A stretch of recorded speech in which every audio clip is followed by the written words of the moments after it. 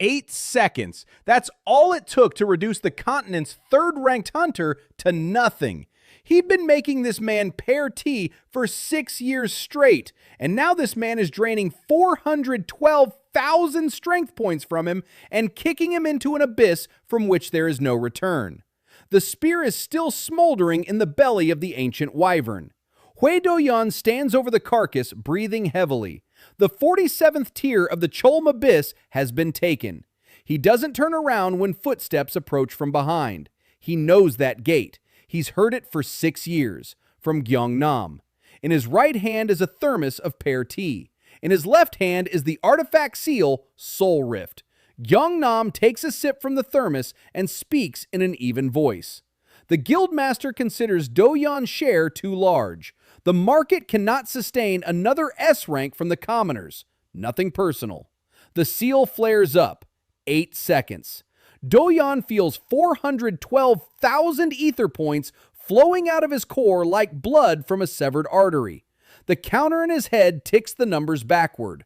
300,000, 200,000, 50, 10, 0. The continent's third hunter turns into an empty space. The black basalt ceiling sways. His legs give way. Gyeongnam kicks him into the abyss leading to the 73rd tier, to a place from which nothing living ever rises again. Doyeon falls. The light narrows to a single point. Blood flows from his ears, his nose, his eyes. The core of ether in his chest chars and crumbles to dust. He watches the receding silhouette with the thermos and thinks of only one thing, not the pain. Not that Yoon Se-rin will fall into the traitor's hands. Not that Guildmaster Han Eun-ju, with her 1,200,000 points, signed the order without looking. He thinks about the score. 78,000. That's how much power Gyeongnam has. Doyeon spits out blood and whispers into the darkness that she'll pay him back with his own score. Down to the last point. His body crashes into a stone ledge. His ribs crack. Another ledge. His spine. Another one. The skull. Anyone else would have died on the third blow. Doyeon dies on the 7th. And this is where the strangest part begins. A second before his consciousness fades, his fingers form the sign on their own. The Forbidden Scroll seed transfer activates right as he falls. 3 years ago, the old hermit Chang'e taught him this technique and warned him. It will kill you with a 99% probability. 1% is enough. Doyeon's consciousness bursts out of his shattered body and imprints itself onto the nearest living organism. The corpse of the former third hunter crashes to the bottom of the 73rd tier and falls silent. And in a crack in the wall 40 meters from the body, slime quivers. A transparent lump the size of a fist. 3 ethereal points. Rank F. Trash. Even a goblin with his pitiful 40 points wouldn't waste time on it. But inside this lump now burns the consciousness of a man who remembers every digit. 412,000 points. 6 years of climbing up from a fishing village. 8 seconds of falling to 0. And one promise. The slime stirs. It contracts. It expands. Doyeon tries to move what has now become his body. No hands, no legs, no eyes, only vibrations, only smells, only rock on all sides. He tries to scream and cannot. The slime has no mouth. The slime has no voice. The slime has nothing. 3 points. Former S rank. Former fiancé of Yoon Se-rin. Former human. For the first 10 minutes, he just lies in the crevice and counts. Not seconds, points. To reach Gyeongnam, he needs at least 78,000. To reach Han Eun-ju, he needs to surpass 1,000,000. He has 3. But the mental technique, 9 seals of the bottomless well, works. His mind is intact, clear, sharp as the spear with which he pierced the wyvern an hour ago. And Doyeon notices the first thing. The crack isn't empty.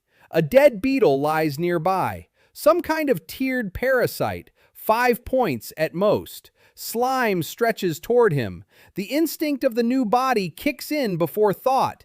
The beetle's biomass dissolves in a minute. And then Doyeon feels it. Not just satiety, structure, chitinous plates, nerve nodes, muscle fibers. Ordinary slime takes 3% of the prey. Doyeon takes it all. 100% of the points. One skill. Thermosensitivity of the parasitic beetle. A useless skill, but the very fact changes everything. Imagine a monster that absorbs its prey whole, not in bits and pieces. Imagine that this monster once stood at the top of the continent and remembers how to get there. Doyeon's slime freezes in and for the first time in an hour stops counting his losses. He begins to count his prey. Somewhere up above, So-gyong-nam finishes his pear tea and prepares to announce the heroic death of Doyeon in the abyss.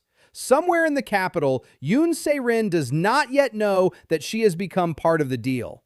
Somewhere in the Council of Nine, they are striking the third hunter's name from the registry. Doyeon is dead, officially, for everyone, for the entire continent of Hyeongye. The slime tightens its grip, 8 points. The counter shifts. The path to 78,000 begins with a dead beetle. On the 73rd tier, something rustles in the darkness, something big, with claws.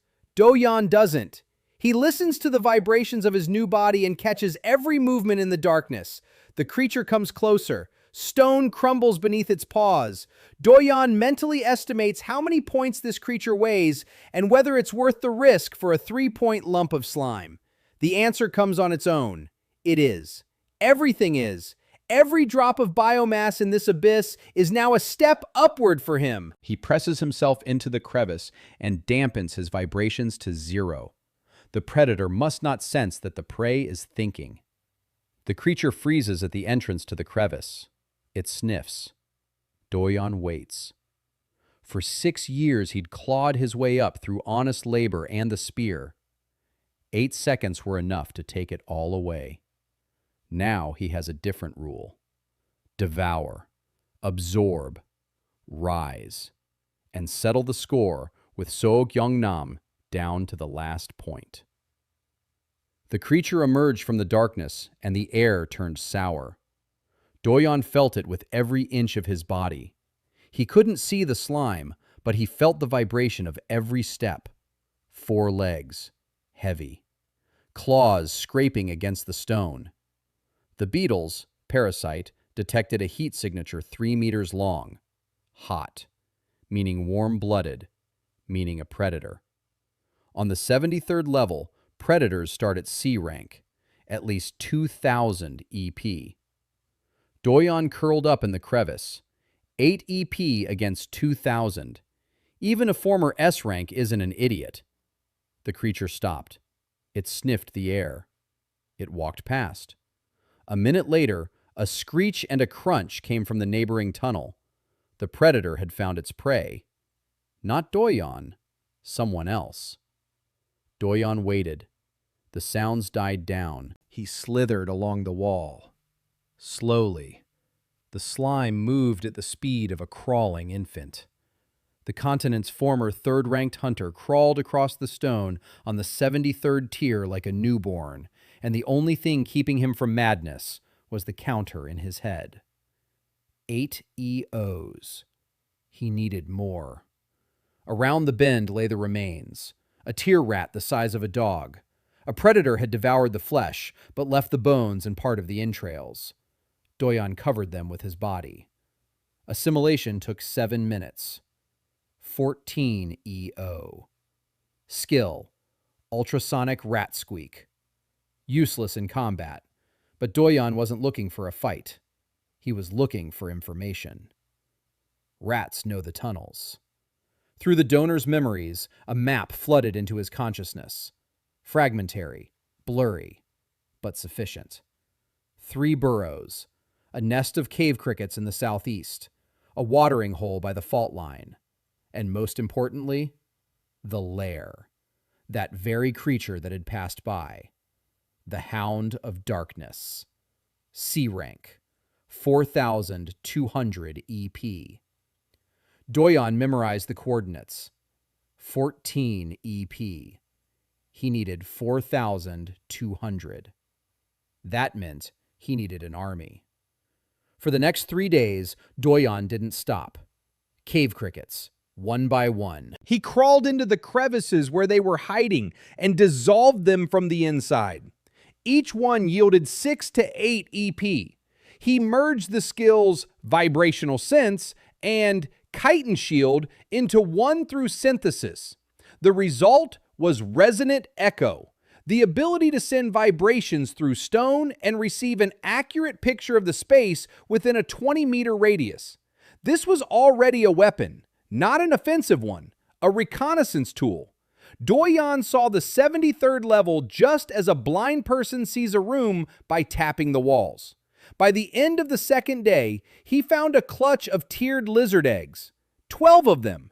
Each egg is worth 15 EOs. The mother had gone hunting. Doyeon slipped into the nest and devoured all 12 within an hour. 180 EOs added. The skill, Lizard Regeneration, slow restoration of damaged biomass, plus a fragment of a memory. The lizard saw a squad of people passing through the tunnel, 4 in gray uniforms, a symbol on their shoulders, a crossed blade, the Steel Dawn Guild, a reconnaissance squad. They descended to the 73rd tier a week ago and never returned. Doyeon knew this guild, average, C and D rank fighters. If the squad didn't return, it means the 73rd tier swallowed them up. So where the bodies are lying. Bodies with gear, with rating crystals, with maps. By the end of the third day, Doyeon found the first body, a female scout, young, looked about 19. The name on the dog tag, Park Seon-mi, D rank, 1,800 RC. Dead. Almost. Doyeon sensed a faint warmth with his thermal sensitivity. Her heart was still beating. Once every 4 seconds, her brain was fading.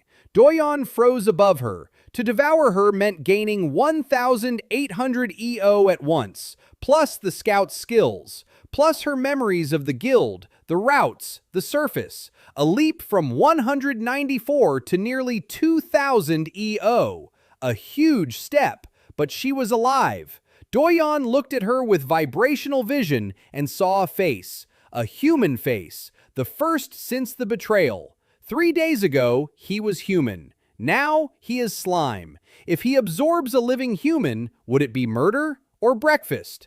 The personality erosion meter flashed at the edge of his consciousness as a warning. Humanity, 99.3%. Doyeon made a decision. He did not devour her. Instead, he used infection. A drop of biomass separated from his body and seeped into the wound on Park Seon-mi's side. The drop flowed through her circulatory system. It reached her heart. It wrapped itself around the dying muscle and contracted. Her heart beat. Once. Again. Once more. The rhythm evened out. Seon-mi was breathing. She didn't wake up, but she was breathing. Doyeon lost 12 EP per drop. 182 remained, but he received a network node, the first one. When Seon-mi wakes up, she'll think she survived by a miracle. She won't know that half her heart now runs on someone else's biomass. She won't feel that someone is seeing through her eyes when she opens them. Doyeon left her by the wall, covering her with stones. He took the rating crystal and the map of the upper levels from her bag and crawled on. On the 4th day, he found the others. 3 bodies. Dead. All 3. D rank and 2 C ranks. He absorbed them one after another. 1,800. 2,400. 2,100. Plus skills. Fortified step from the swordsman. Seismic strike from the hammer fighter. Aura concealment from the tracker. The last skill turned out to be gold. Aura concealment allowed him to hide his true EO level from the evaluation crystals, to show less than he actually had. Doyeon remembered how Gyeongnam had said that the market couldn't handle another S rank from the commoners. Hide. Grow in the shadows. Show only as much as necessary to avoid drawing attention. And then reveal everything, all at once, in plain sight for everyone to see. On the fourth day, the counter read 340 EO, rank E. The metamorphosis hadn't occurred. 1,000 absorbed EO were needed for the first evolutionary leap. 337 had been accumulated. Doyeon returned to the lair of the Hound of Darkness. 4,200 EO. Too much for a direct attack, but Doyeon had a plan. Not a fighter's plan, a hunter's plan. A former S rank doesn't take by force what can be taken with patience. The Hound was asleep. Doyeon knew her schedule from the rat's memories. Hunt, sleep, hunt, sleep. A 6-hour cycle. He found a burrow near the lair and waited. Somewhere up on the 47th tier, So Gyeong-nam was accepting congratulations on his promotion to Deputy Guildmaster. New gauntlets gleamed on his wrist. In his pocket lay a contract for 3 quarters in the capital. In a week, he planned to visit the Yoon household with a proposal of engagement. A thermos of pear tea stood on his desk as always. Gyeong-nam had no intention of changing his habit. Why should he? The one who used to brew this tea for him was dead and would never return. At the bottom of the 73rd level, a 2-kilogram slime had curled into a ball against the wall and was waiting for the Hound of Darkness to fall asleep. 340 EO against 4,200, a 12-to-1 difference. But Doyeon already knew which nostril to crawl through. He had already calculated the time. 13 minutes. He only needed 13 minutes. The Hound of Darkness had fallen asleep. Doyeon sensed it through the vibration of the floor. Breathing had slowed. The heartbeat had dropped. Muscles had relaxed. 4 paws stretched out. Muzzle on the stone. The heat signature was even. Calm. 4,200 EO of calm. Doyeon crept along the wall. Not a sound. Slime leaves no footprints. It has no breath. It has no scent that a hound could pick up. The perfect predator for a sleeping prey. He reached the muzzle in 4 minutes. The right nostril. The left was pressed against the stone. Doyeon pulled himself in. A narrow passage. Hot. Wet. The mucous membrane pulsed. The hound twitched an ear in her sleep. She didn't wake up. Doyeon slipped deeper, through the nasopharynx, past the palate. He could feel the hound's body reacting to the intrusion. A slight irritation. Like a speck of dust. 340 EO of mucus against 4,200 EO of the predator. If the hound woke up now, a single sneeze would smear Doyeon across the wall. He didn't stop. Up the canal, toward the skull. The bone is thin in this spot, the olfactory plate. Doyeon seeped through the micro cracks and touched the brain. Soft, warm, pulsating. 4,200 EO concentrated here in the nerve nodes within an ether core the size of a walnut in the center of the skull. Doyeon wrapped himself around the nucleus and began to dissolve it. The first minute, the hound twitched. Her paws scraped against the stone. Her eyes opened. But the brain could no longer send the signal to stand up. Doyeon had blocked the motor nerves. The hound lay with her eyes open and her paws twitching. Alive. Conscious. Paralyzed. Second minute. Third. The ether core began to disintegrate. EOs flowed into Doyeon like water into a funnel. 500. 800. 1,200. At the 1,000 mark of absorbed EOs, Doyeon's body underwent its first evolutionary leap right inside the hound's skull. The slime thickened, changed structure, became faster, more aggressive. The humanity counter flickered. 99.3 became 98.6. The first metamorphosis. Minus 0.7%. Doyeon noted this and continued. Fourth minute. 5th, the hound stopped twitching. Its eyes went dark. 6th, 7th, a third of the brain had dissolved. 8th, half. EOs poured in a torrent. 2,000, 2,800, 3,500. 9th minute, 10th, 11th, 12th. By the 13th minute, the core of the Hound of Darkness's ether had ceased to exist.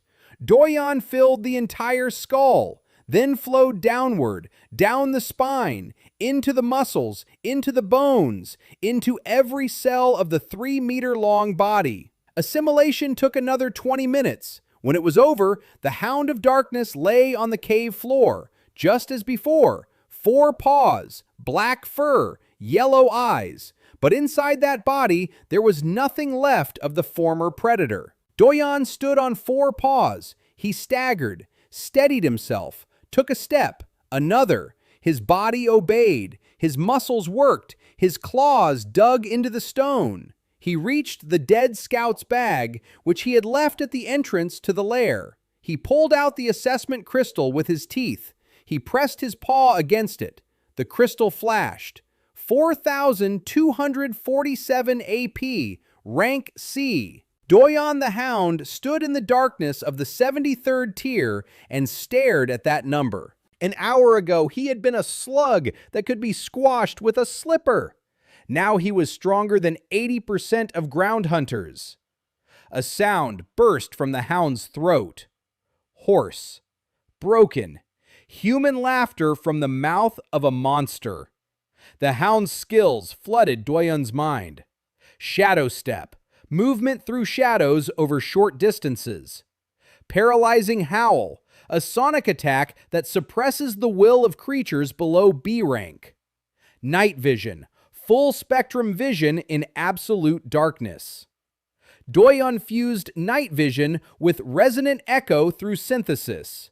He obtained ethereal echolocation vision, a 3-dimensional map of the space within a 200-meter radius, updated in real time.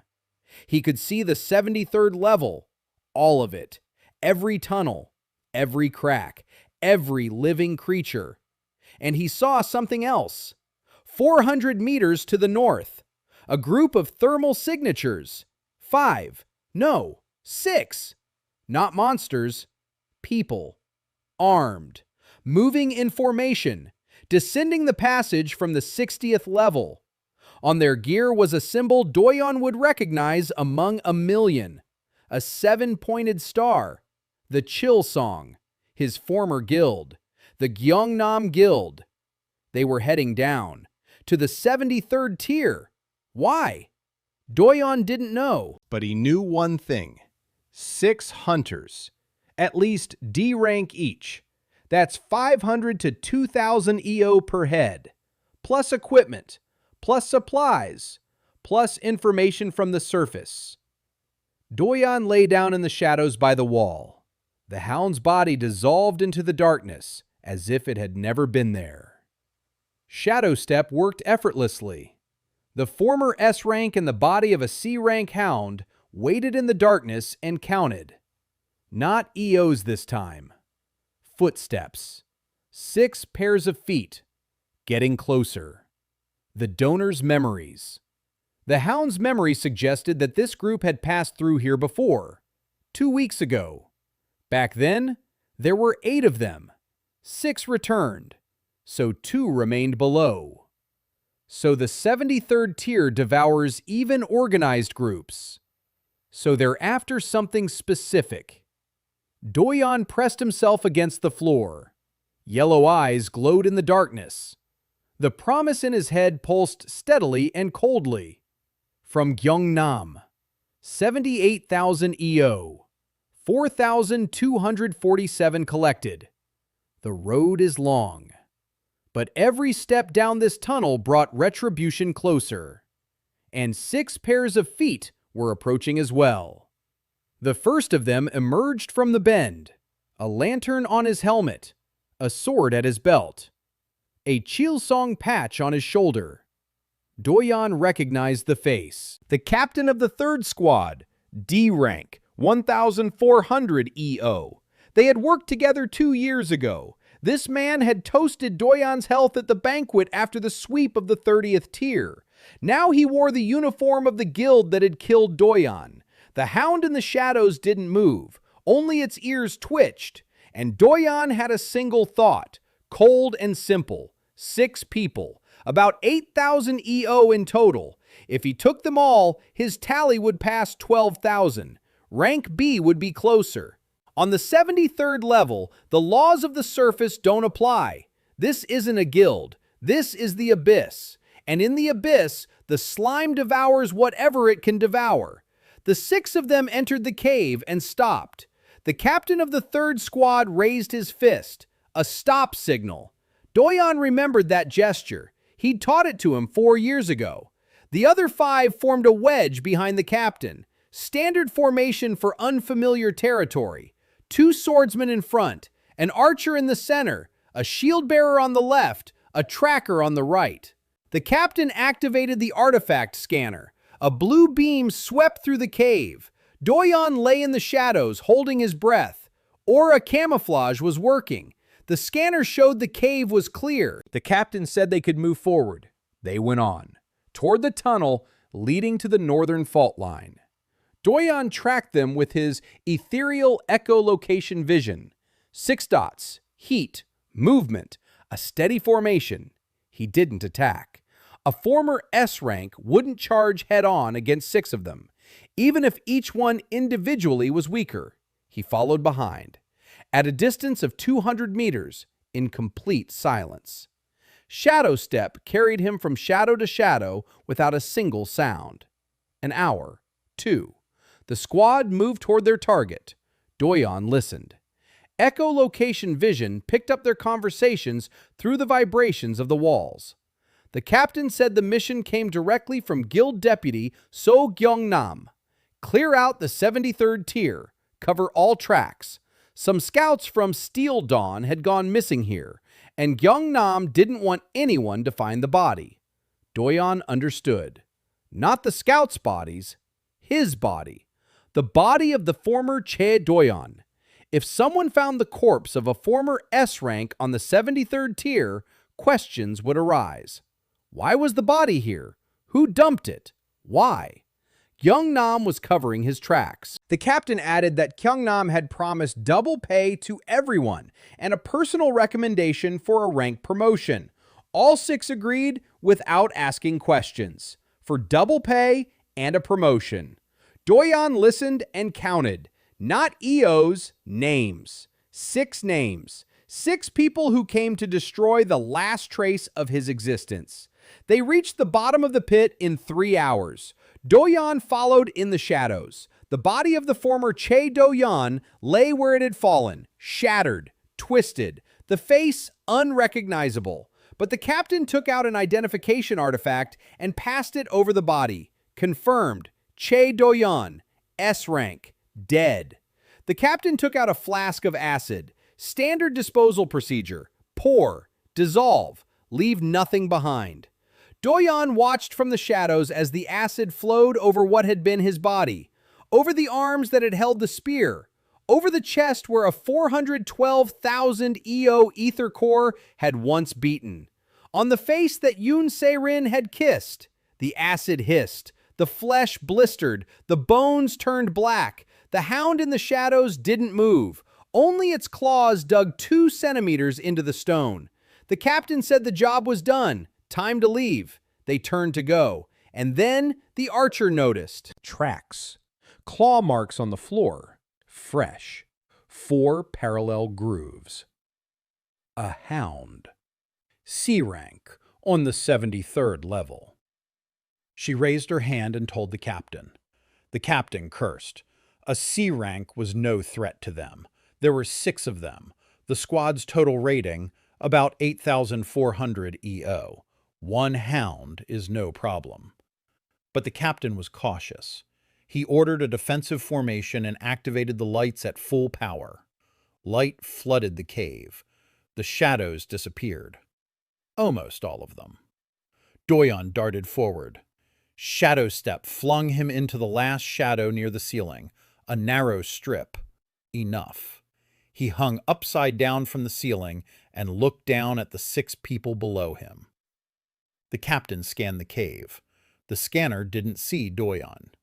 "Aura concealment!" But the archer's eyes slid across the ceiling and stopped. She wasn't seeing an aura. She was seeing a shadow that didn't match the contours. An arrow flew from the bowstring. A D-rank arrow. 800 EO embedded in the tip. Fast. Accurate. Doyeon stepped into the shadow. The arrow passed through the spot where he had been a moment ago and split the ceiling. Stones rained down. The captain yelled, "Contact!" The shield-bearer raised a barrier. The swordsmen drew their blades. The tracker activated Ether Trail, a skill for tracking by residual aura.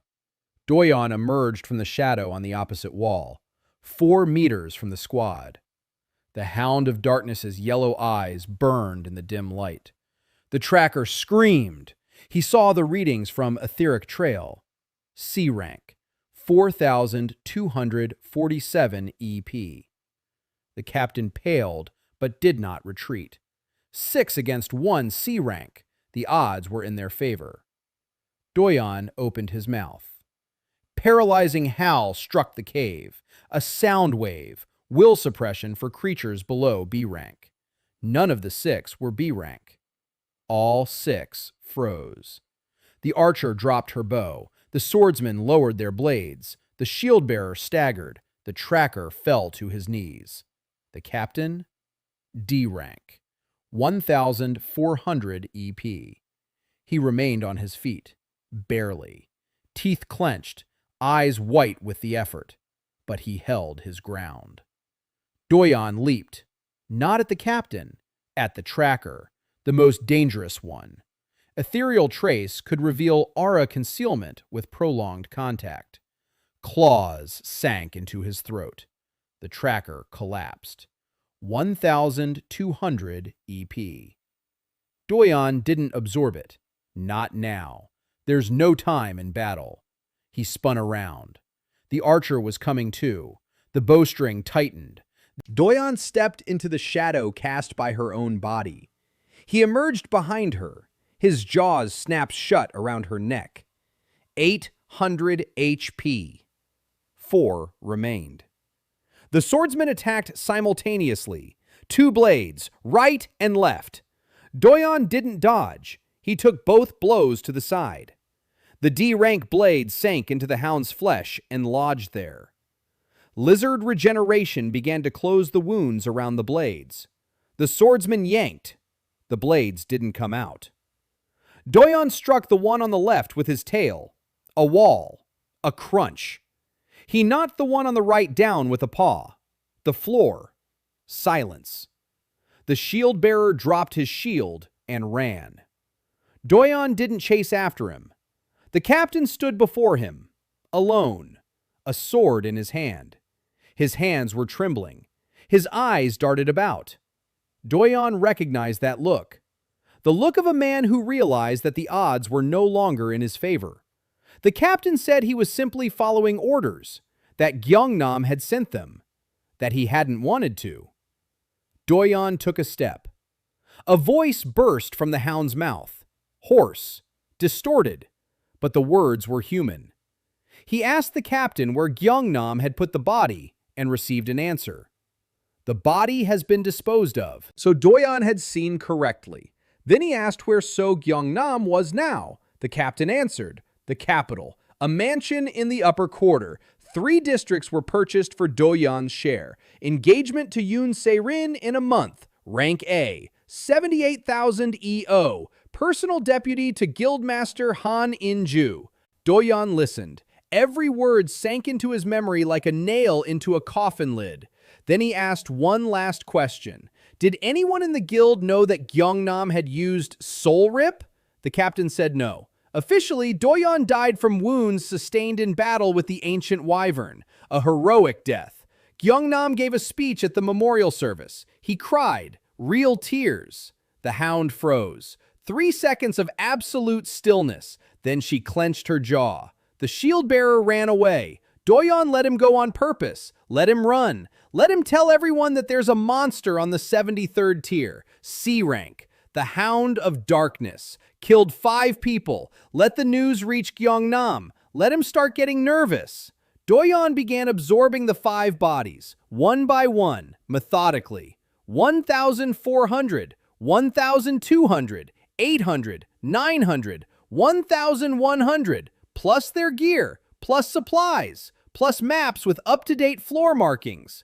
The rating crystal flashed. 9,847 EP, rank C, the upper limit. One more good fight and it's rank B. The metamorphosis hadn't happened yet. He still needed to gain more before the next leap, but the progress was tangible.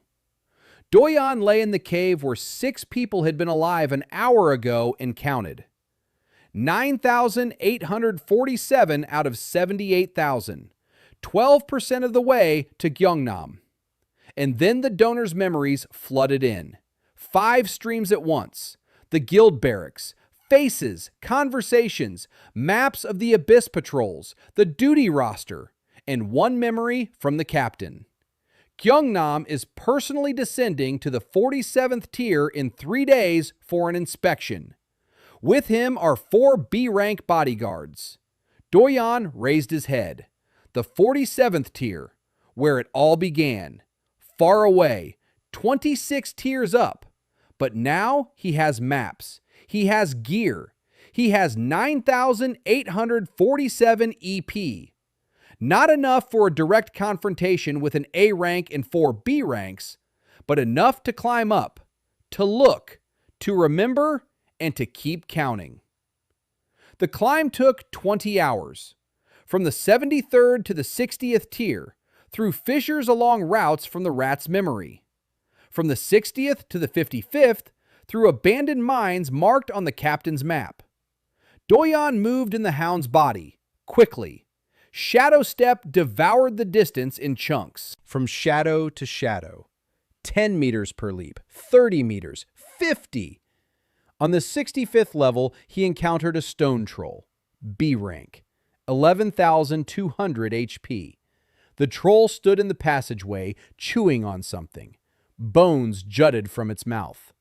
Doyeon froze. 9,847 versus 11,200.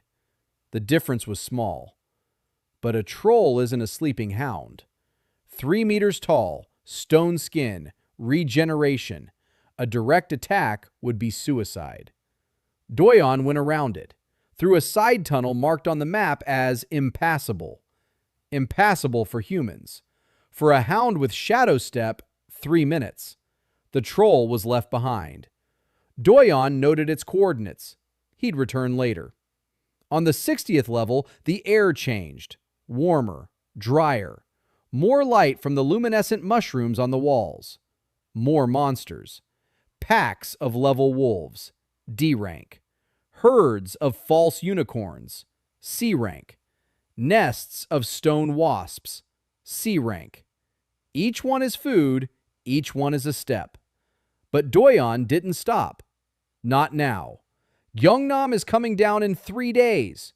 Right now, the priority is climbing and reconnaissance. On the 58th tier, Doyeon sensed a node in the network. Baek Sonmi, alive.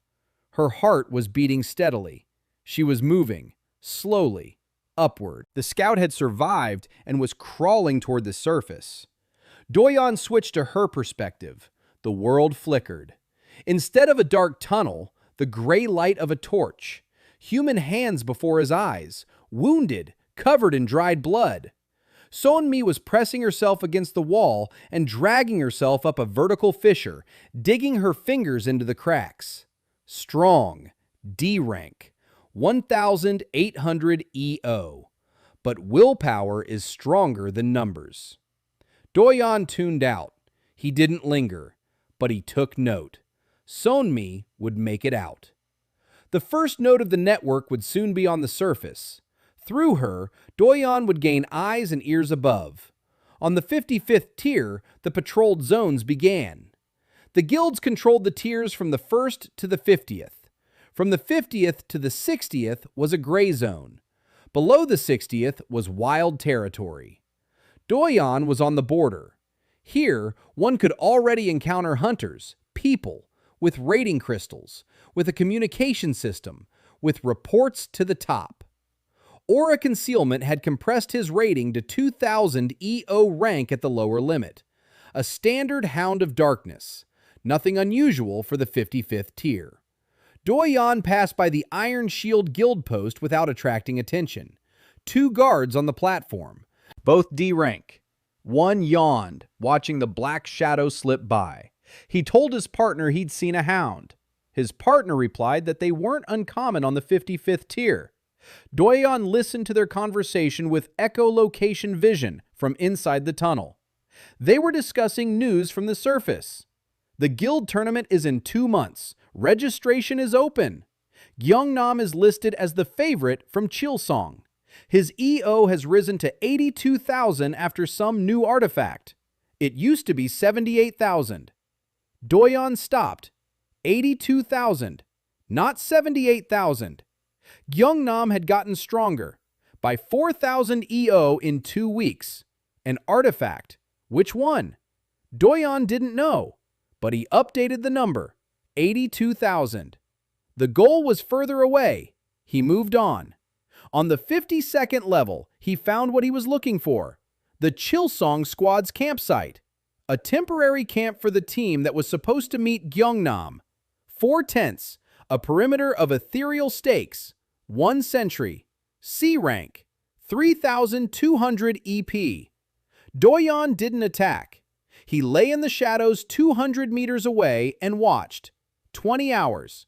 The sentries rotated. Messengers arrived. They left. Doyeon listened to every conversation. Gyeongnam would arrive tomorrow morning. With him, 4 bodyguards, B rank, between 12,000 and 18,000 EP each. A total of about 140,000 EP in all, including Gyeongnam. Doyeon had 9,847, a ratio of 1 to 14.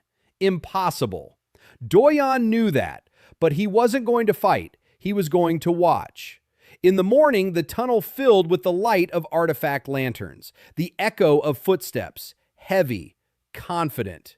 Doyeon pressed himself into the shadows and activated aura camouflage at full power. 2,000 EP on the display. Invisibility. Gyeongnam stepped onto the platform, and Doyeon's world narrowed down to a single face. 2 years ago, that face had smiled at him across the table at dinner. A year ago, it had patted him on the shoulder after clearing the 40th tier. 2 weeks ago, it had said, "Nothing personal," and pointed to the artifact seal. Gyeongnam looked sharp. A white Chilsong cloak with the deputy's gold star, new gauntlets, a new sword, new confidence in every gesture. 82,000 EO shone within him like light through thin fabric. A rank, a strong A rank. 4 bodyguards stood nearby, unfamiliar faces, mercenaries, B rank each, professionals, moving like a single mechanism. Gyeongnam stopped in the center of the camp. He took out a thermos, took a sip. Pear tea. The scent reached Doyeon through the hound's nostrils, and something inside him tightened. Not his stomach. A hound doesn't have a human stomach. Something in his consciousness. In that part that was still Choi Doyeon. 98.6% humanity. Enough to remember the taste of this tea. Enough to remember how he sliced the pears into thin slices and poured boiling water over them every morning for the man who later burned out his ether core. Gyeongnam spoke to the camp captain. He asked about the flit work of the 73rd tier. The captain reported that the squad had gone down 5 days ago and hadn't returned. 6 of them. Contact lost. Gyeongnam frowned. He asked what "didn't return" meant. The captain replied that contact had been cut off all at once. All 6 beacons went dark simultaneously. Gyeongnam fell silent. Doyeon saw his fingers tighten around the thermos. Gyeongnam ordered a second squad to be sent, double the size, 12 people, at least C rank each, and add a long-range communication artifact so they could report every hour. The captain nodded. Gyeongnam turned and looked into the tunnel leading downward, into the darkness. Doyeon lay in that darkness 150 meters away and looked him in the face. And then Gyeongnam said something, quietly, under his breath, but echolocation vision picked up every vibration. Gyeongnam said that the dead don't kill 6 people at once, that something is wrong on the 73rd level, that he needed to report to the guildmaster, Han In-ju, 1,200,000 EO SS rank. Doyeon noted, escalation. Gyeongnam was nervous. Good. Let him be nervous. Let him send out squads. Every squad is made up of EO who will come to Doyeon voluntarily. Every report sent up is a nerve line stretching from the 73rd tier to Han In-ju's office. Let it stretch. Gyeongnam went upstairs an hour later. The bodyguards closed ranks. The scent of pears faded into the air. Doyeon lay in the darkness for another 10 minutes. Then he stood up, turned around, and went downstairs, back to the 60th tier. The stone trolls were waiting there. The tier wolves were waiting there. Thousands of EOs scattered throughout the tunnels like coins were waiting there. 9,847 is just the beginning.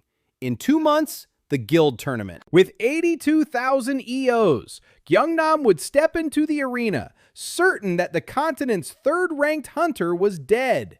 Doyeon intended to ensure that by that day, his counter would display a number that would make Gyeongnam's face fall. The hound dived into the shadows and vanished. At the Iron Shield, the guard startled. It seemed to him that yellow eyes had flashed in the darkness. He blinked. Nothing. He chalked it up to fatigue. Doyeon was already 3 tiers below. He was counting. 82,000 minus 9,847 equals 72,153. 72,153 EO until Gyeongnam. 2 months until the tournament. The clock was ticking. And at the edge of his consciousness, a single phrase pulsed quietly. Grushi's tea. To the very last point. The stone troll on the 65th tier wasn't sleeping. Doyeon didn't expect it to be sleeping. Trolls don't fall asleep like hounds. Trolls stand. For hours. With their eyes open. Stone skin.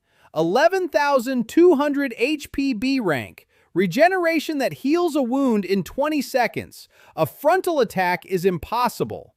Doyeon spent 6 hours watching from the shadows.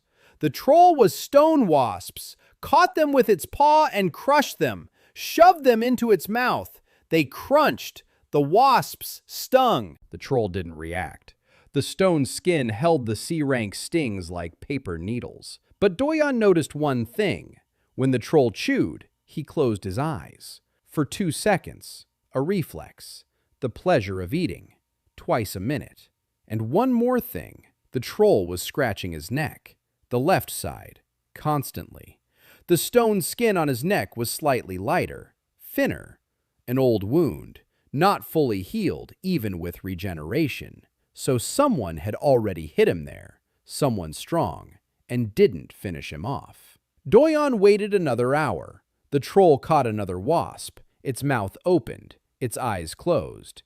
Doyeon leaped. The shadow step carried him 3 meters. His claws sank into the light spot on the neck. The stone skin cracked. Beneath it, soft tissue, hot, pulsing. The troll roared. Its eyes flew open. A paw the size of a hound's torso crashed down on Doyeon. The blow. The hound's ribs cracked. Doyeon was hurled into the wall. The stone behind him split. 11,200 EO of impact. If Doyeon had been an ordinary C-rank hound, he would be dead. But lizard regeneration was already working. His ribs were healing. Doyeon jumped up. The troll turned around. Blood was flowing from its neck. The wound was closing. 20 seconds. Doyeon had 20 seconds until full recovery. He didn't wait. Paralyzing Howl struck point blank. The troll was B rank. The Howl works on creatures below B rank. 11,200 is the lower limit for B. The Howl didn't paralyze him, but it slowed him down for half a second. The troll blinked. Its paw froze in midair. Half a second. Doyeon dug into the wound on its neck again. Claws in. Deeper. Tear it open. Don't let it close. The troll grabbed his hind legs and yanked him away from its neck. Lifted him into the air. Squeezed. Bones cracked. Doyeon felt his body breaking in the stone fingers. His spine cracked. But Doyeon wasn't a hound. He was slime in the shape of a hound. His body oozed. A black mass seeped between the troll's fingers. It ran down his arm, down his shoulder, to his neck, into the wound. The troll tossed aside the empty skin and grabbed his throat. Damn! Doyeon was inside. Same tactic as with the hound. Through the wound, into the bloodstream, to the brain. But the troll was different. Stone skin on the outside and stone vessels on the inside. Blood thick as tar. Movement through it was 10 times slower. The troll was pounding his neck. The stone was crumbling. He was trying to crush the intruder along with his own flesh. Smart for a troll. Regeneration would grow it back. Doyeon changed course. Not toward the brain, too long. Toward the ether core. In trolls, it's not in the head. It's in the center of the chest, behind 3 layers of stone bone. Doyeon seeped through the capillaries, in microscopic portions. The troll wheezed and beat his chest. Every blow crushed the stone. Every blow a part of Doyeon inside. But slime doesn't break. Slime contracts and flows on. 7 minutes. Doyeon reached the core. 11,200 EO pulsed before him as a warm mass. He turned around, began to dissolve. The troll fell to its knees. Its paws scraped against the stone. The roar turned to a wheeze. The wheeze to a gurgle. The gurgling turned to silence.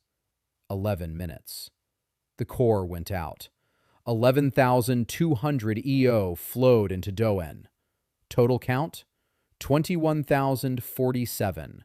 Rank B. An evolutionary leap. A metamorphosis. The troll's body began to change from within. Its stone skin cracked and crumbled. Something new was forming beneath it. Not a hound, not a troll. Something in between. The 4 paws thickened. The claws were covered with a layer of stone. The fur disappeared. In its place, black chitinous plates veined with dark stone. The muzzle elongated. 2 rows of teeth. The eyes became 4, yellow, faceted. They see everything. Humanity, 97.9 minus 0.7. The second metamorphosis. Doyeon stood up. The new body was larger than a hound's, 2.5 meters at the withers, stone armor over the chitin, the speed of a hound, the durability of a troll. Troll skills were added to his arsenal. Stone armor, instant thickening of the skin at the point of impact, seismic stomp, a shockwave through the floor with a radius of 30 meters. Troll regeneration, 10 times faster than lizard regeneration. Doyeon fused lizard regeneration and troll regeneration through synthesis. The result? Adaptive recovery. The body doesn't just heal. It rebuilds the damaged area into a stronger version. Every wound makes him tougher. Evaluation crystal. 21,047 EP. Rank B. Doyeon stared at the number with 4 eyes. A month ago, he was a slime, 3 EP. Now he was stronger than most professional hunters on the continent. And this was only the beginning. Doyeon spent the next 2 weeks on the tiers between 60 and 55, systematically, methodically, just as he once cleared tiers for the guild, only now he wasn't clearing them. He was feeding a pack of tier wolves, 12 of them, D rank each, from 600 to 900 EO. Doyeon wiped out the pack in a single night. Shadow Step from the darkness, paralyzing howl, claws and teeth, devouring. The pack coordination skill, a sense of every ally's position within a kilometer's radius. Useless for now, but when the network of infected grows, this skill will turn the nodes into an army. 3 stone trolls on the 62nd tier, one by one, tactics perfected, a wound on the neck, penetration, core, dissolution. Another 34,000 EP, a nest of stone wasps, queen, C rank, 5,400 EP, workers, 200 each, 40 of them. Doyeon incinerated the nest with seismic stomp and devoured everyone, including the queen. The ether poison skill, a neurotoxin that paralyzes the victim's ether channels. A corpse lay on the 58th tier, fresh. A teenager, C rank, 3,800 EP. Someone killed him and left him here. A sword wound, a human weapon. Hunters had been here. Doyeon devoured the wyvern without a second thought. The Wings of Shadow skill, short wings that allow gliding from a height, but not full flight. And on the 28th day after the betrayal, the counter stopped at 19,800 EP. No. Doyeon recalculated. Taking into account the absorption over the last hour, exactly 19,800. Another metamorphosis was brewing. 3. The body began to restructure. The chitin shifted. The stone armor redistributed itself. The shadow wings doubled in size. The 4 eyes merged into 2, but became 3 times sharper. 7 bony fangs protruded from the back, along the spine from neck to tail. A new form. 7-fang chimera. Humanity 94%, minus 0.7 for the metamorphosis, and minus another 0.7 for several intermediate microevolutions.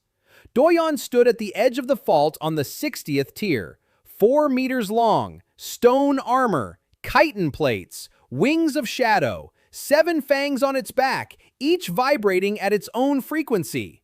19,800 EO, B rank. 28 days ago, it would have fit in the palm of his hand. Below, beneath the fault, the 73rd tier where it all began. Above, the 47th tier where Gyeongnam is finishing his pair T. And even higher, the surface, the capital, the guild tournament. Yoon Se-rin, expressionless at her engagement to a traitor. 82,000 EO. Doyeon was short 62,200, but the pace was picking up. With every absorption, the haul grew larger, and with every metamorphosis, he could hunt creatures of even higher rank. Exponential growth, a matter of time, and a matter of cost. 94% of his humanity. Every leap took a piece away. Doyeon looked at his paws, claws of stone and chitin. 4 toes instead of 5. Not a single joint that remembered how to hold a spear. He closed his eyes and pictured Saren's face. Sharp, clear, still clear. 94% was enough to remember. He opened his eyes and leaped into the chasm. Down, to the 73rd tier. Baek Sung-mi remained there. Monsters he hadn't yet devoured remained there. Fuel remained for the counter that needed to be ramped up to the number at which So Gyeongnam's heart would stop. And Gyeongnam, at that moment, was standing in Han Eun-ju's office, reporting. The second squad was gone too. 12 C-rank hunters. All the beacons had gone dark. At once. Han Eun-ju set down her glass. She looked at Gyeongnam and asked what kind of creature lived on the 73rd level. Gyeongnam didn't know. But for the first time in 2 weeks, he didn't take a sip from the thermos. His hands wouldn't move. Baek Sung-mi opened her eyes on the surface 30 days after she died. At least, that's what she thought. Her last memory was the claws of the Hound of Darkness and darkness. Then, nothing. Then her heart started beating again, and she crawled upward. 73 tiers. Alone. Unarmed. D rank. 1,800 EO. 30 days of climbing through a territory where organized squads perish. She didn't understand how she had survived. She chalked it up to a miracle, to adrenaline, to whatever. She didn't notice her heart skipping a beat every 10. She didn't feel the drop of foreign biomass wrapped around her heart muscle. She didn't know that someone was seeing through her eyes. Doyeon was watching through the node. Sonmi emerged at the border post on the one level of the Cholm Abyss. The guards called for medics. A girl from the missing Steel Dawn reconnaissance squad, the sole survivor. The news reached the guild within an hour, the press within 3. Im Ga-hyun from the Ether Herald jotted down her name.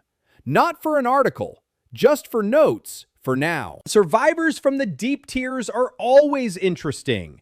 Doyeon tuned out Sunmi and focused. Level 73.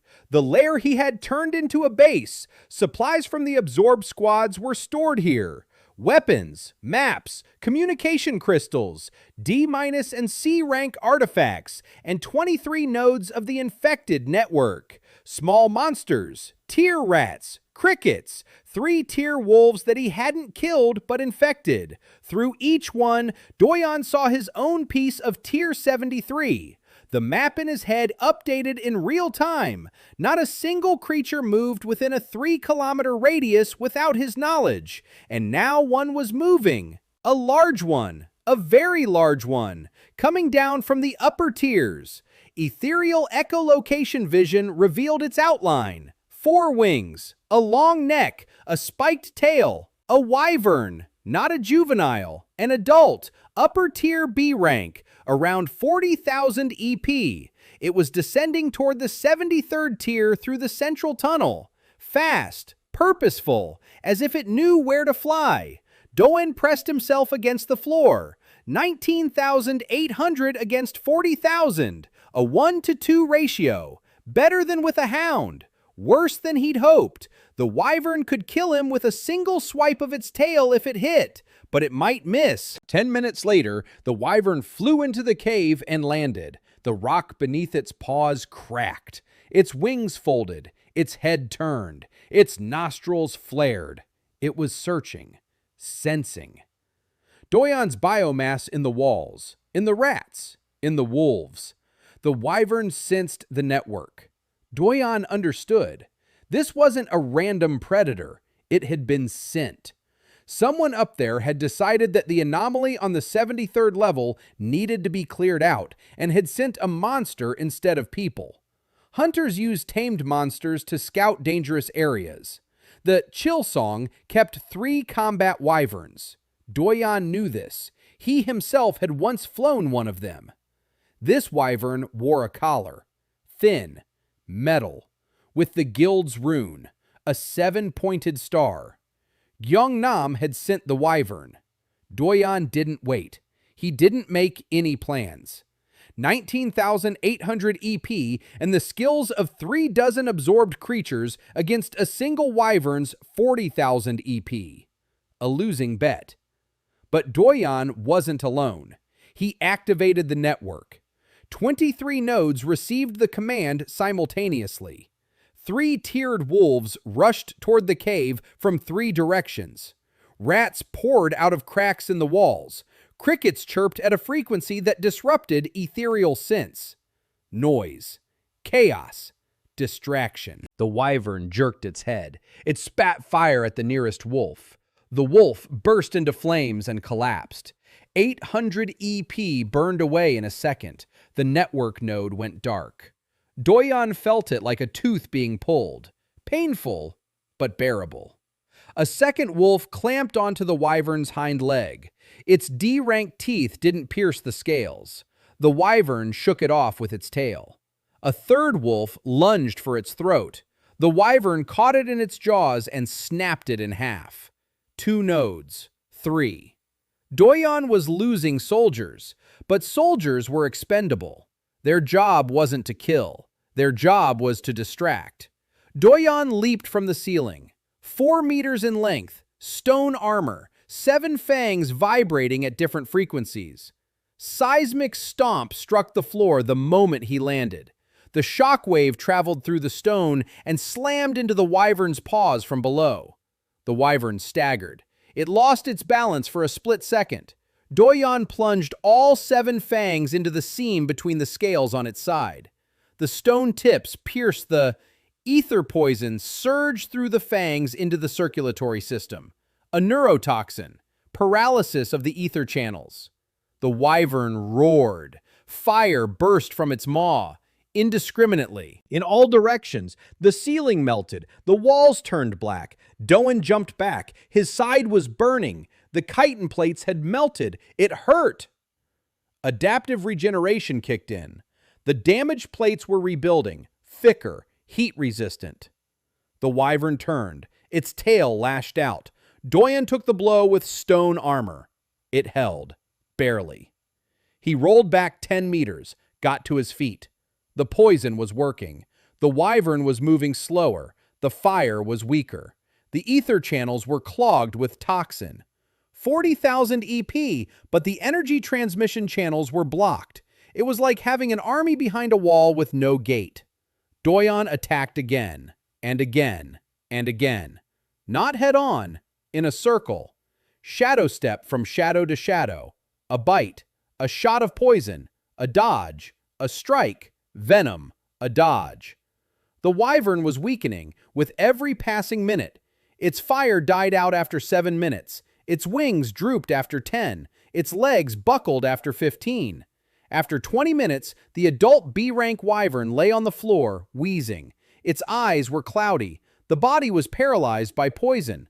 40,000 HP locked inside a dying shell.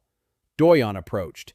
He stood over the wyvern's head. 4 eyes looked into 4 eyes. Then Doyeon's body began to ooze. Stone armor, chitin, fangs. Everything turned back into a black mass. Slime, the primal form. It covered the wyvern's head and began to devour it. Through the nostrils, through the mouth, through the eyes. Slower than with the hound. The wyvern resisted even while paralyzed. A 40,000 EO ether core doesn't give up easily. 40 minutes. Doyeon dissolved the wyvern from the inside. Brain, core, muscles, bones, wings, tail, every cell. 100% assimilation. When he finished, nothing remained on the cave floor. Only a puddle of black biomass, and a collar with a 7-pointed star. Doyeon picked it up. Then he began to form a new body. Metamorph, the 4th, or the 5th. He'd lost count of the intermediate stages. The body was being rebuilt. Wings, real ones. 4 wyvern wings reinforced with chitinous ribs. The body is more compact, 2 meters, but denser. Stone scales over chitin over the muscles of a hound. An elongated head, a mouth with 3 rows of teeth. The wyvern's fire gland, 7 fangs on its back. Shadow step, echolocation vision, ethereal venom. Adaptive regeneration, stone armor, seismic stomp, pack coordination, aura camouflage, fire breath. New skill, wyvern domination. Suppresses the will of monsters below B rank with a single glance. Evaluation crystal, 58,300 EP. Rank A, humanity 89%. Doyeon stood in the cave on the 73rd tier. Rank A, higher than Gyeongnam was 2 years ago. Lower than Gyeongnam is now. 82,000 minus 58,300. A gap of 23,700. It's shrinking, fast. And then, memories of the wyvern flooded in. Gyeongnam's face, his voice, commands. The wyvern remembered how Gyeongnam would stroke his muzzle and tell him he was a good boy. He remembered how they put a collar on him and sent him down. He remembered the last order. Find, kill, return. Doyeon closed his eyes. 89% humanity. 11% gone, and every percentage point carried something warm away, something unnecessary for the hunt. He remembered Saren's face, still clear but slightly less vivid than yesterday. He clenched his claws. On the collar, a 7-pointed star glinted in the light of the luminescent mushroom. Pear tea, to the very last drop. He repeated those words every day. Every day he checked to see if he remembered why. As long as he remembered. For now. On the 46th day, Doyeon infected 31 creatures below the 50th tier. The network functioned like a nervous system. Every node is an eye. Every node is an ear. Rats on the 73rd, wolves on the 65th, wasps on the 60th, a stone troll on the 58th, whom he hadn't killed but infected with a drop of biomass through a wound inflicted 3 days earlier. The troll with 11,000 HP became a node in the network and didn't know it. He wandered his level, he ate, slept, and Doyeon saw through its eyes every tunnel, every passage, every monster within a kilometer's radius. 10% of the troll's HP gain flowed to Doyeon. A trifle, but small change from 31 nodes added up to a stream. On the 53rd level, an infected level wolf stumbled upon a body. Human, fresh. Doyeon switched to its eyes. A man, hunting gear, A rank. Doyeon saw the patch on the shoulder and froze. Not Chilsung, not Steel Dawn, Black Raven. A mercenary guild. The body lay against the wall, a wound from an ethereal blade in the back, killed by his own, or by those who hired him. A medallion with a contract rune around his neck. Doyeon examined the rune through the wolf's eyes. A contract from client SG.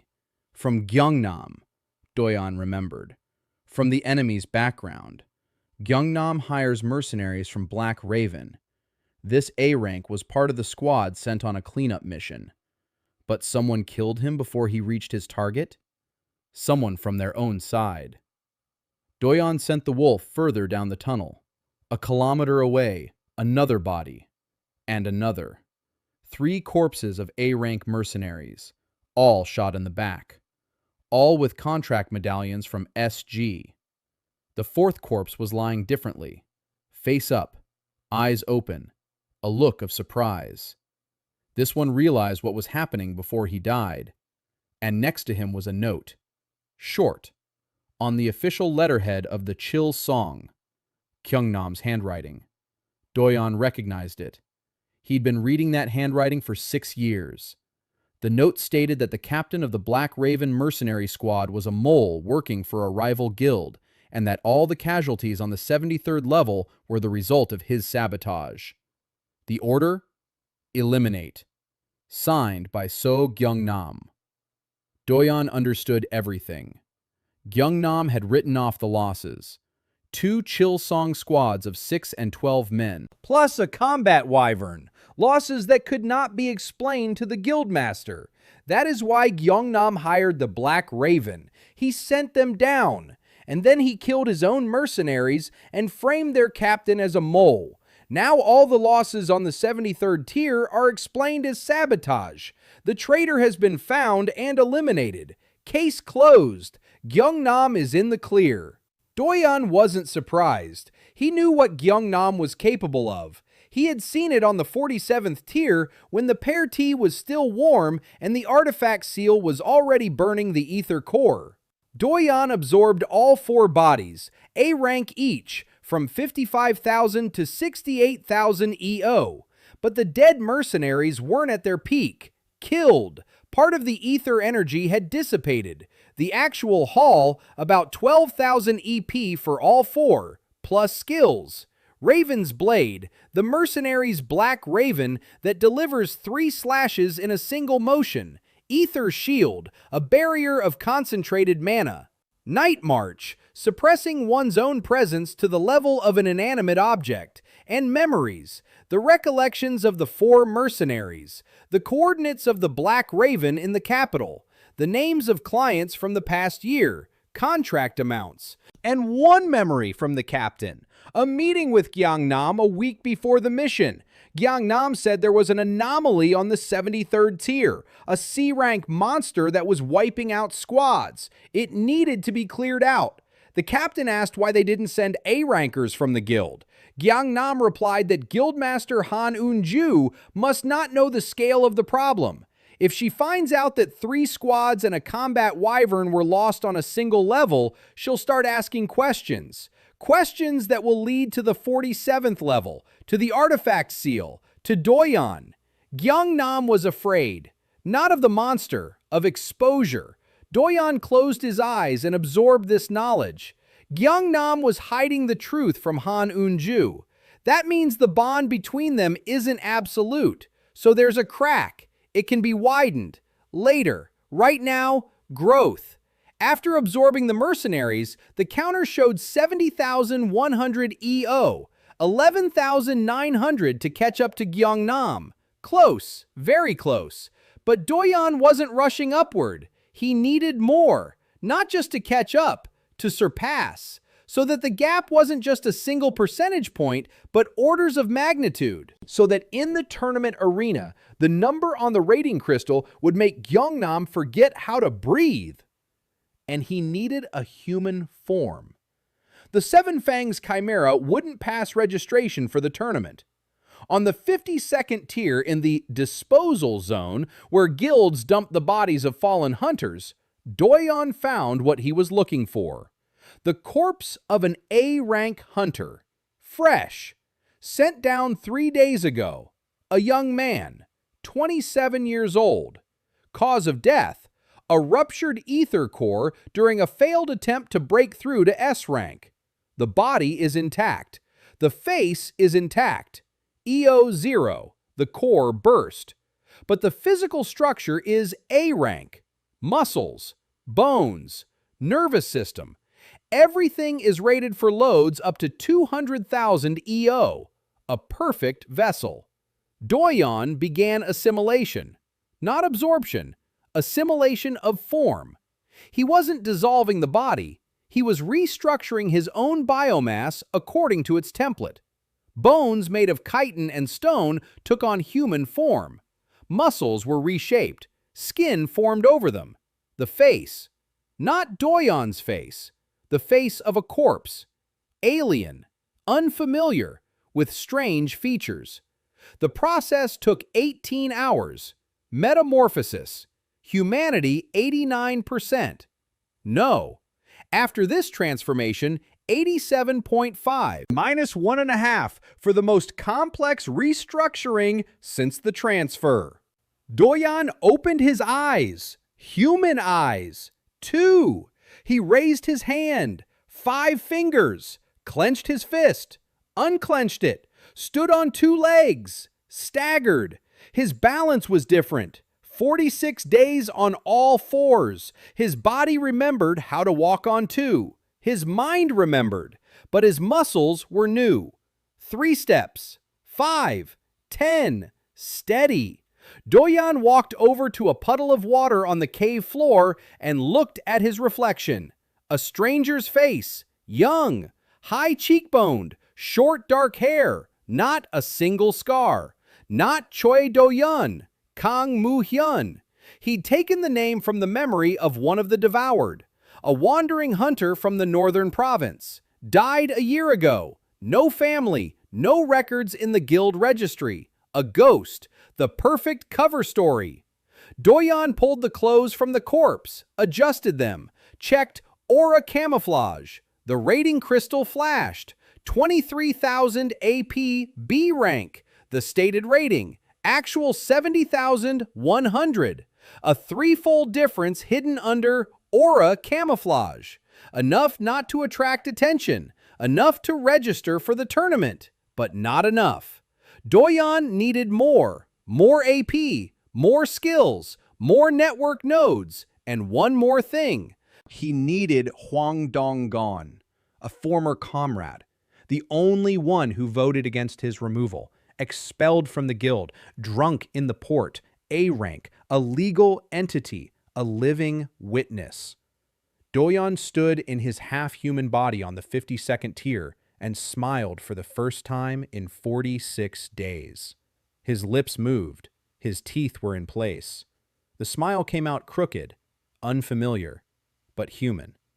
He turned toward the exit, upward, toward the surface, to the port where Hwang Do-gon was drowning his memories in soju, to the tournament, which was 7 weeks away, and to So Gyeong-nam, who in 7 weeks would step into the arena with a thermos of pear tea and 82,000 EO, and would not know that the man in the gray cloak across from him was a slime from the 73. That's a spear in the ancient wyvern's gut. That's the tea he's been drinking for 6 years. That's 412,000 EO burned in 8 seconds. That's the bill. The time has come to pay it.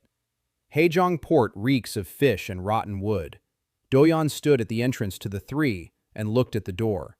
Behind it sat Hwang Do-gon, former A-rank, former comrade, the only dissenting voice. Doyeon knew this from the 3rd squad captain's memory. When the guild voted to remove Chae Do-yeon, the result was 12 in favor and 1 against. 1. Do-gon. He was dismissed the next day. The official reason, breach of corporate loyalty.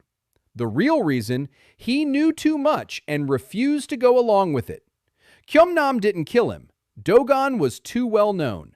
An A rank with 20 years of experience, a veteran of the abyss. His disappearance would have raised questions. It was easier to retire him and let him drink himself to death. Doyeon pushed open the door. The tavern was dark, low ceiling, 5 tables, 2 were occupied.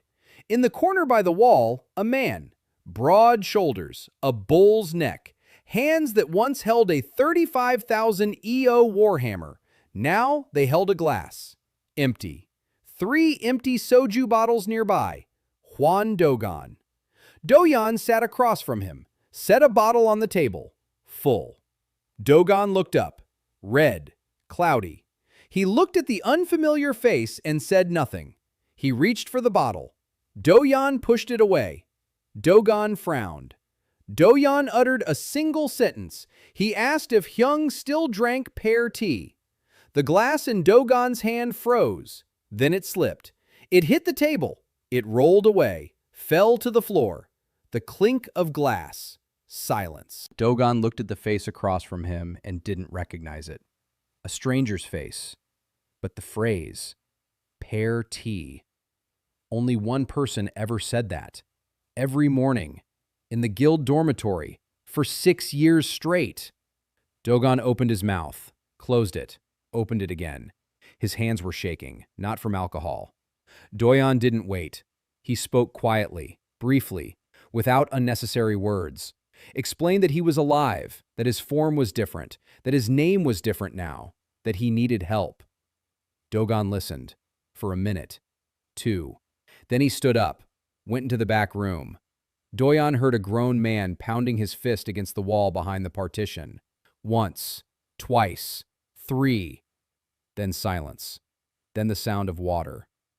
Do-gon returned. His face was wet. His eyes were still red, but something in them had changed. He sat down. He pushed the bottle back toward Doyeon and said he didn't drink with the dead. Then he added that he only drank soju with them. He took the bottle and opened it. They drank in silence. Doyeon bottle between the two of them. Doyeon tasted alcohol with a human mouth for the first time in 47 days. His tongue worked. His taste buds hadn't fully recovered. The soju tasted like warm water with a slight burn.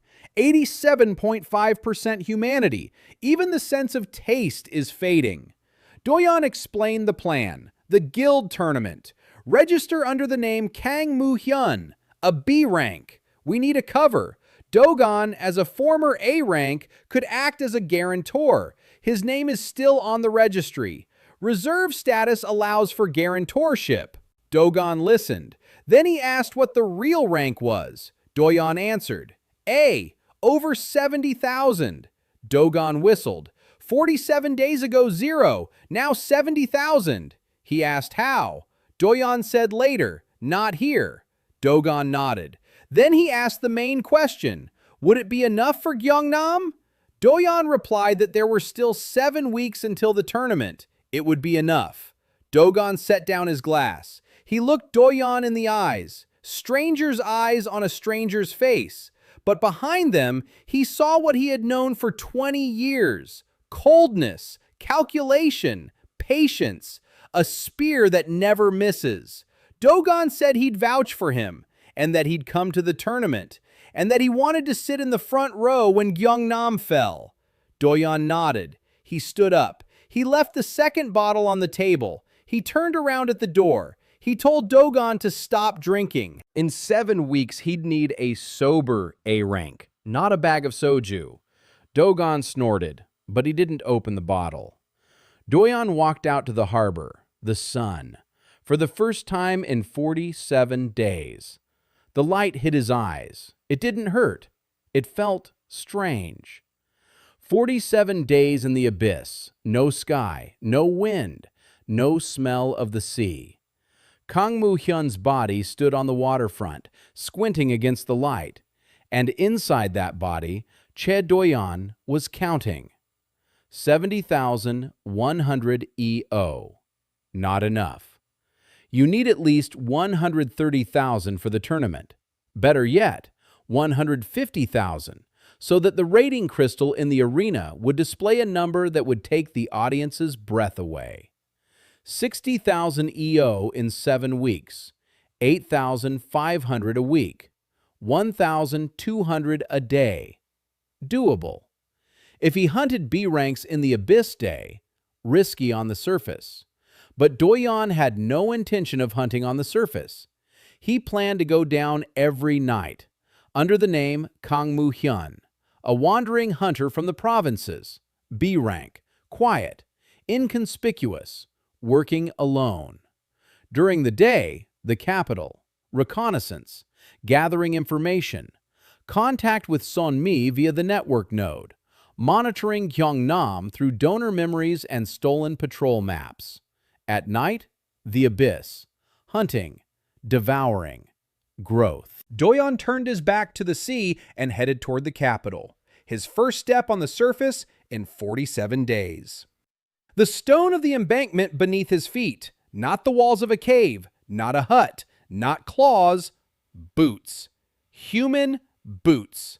2 steps, 3, 10. He walked and counted, as always. That evening, Doyeon registered at the capital's guild hall as the wandering hunter Kang Moo-hyun, declared rank B. The rating crystal flashed.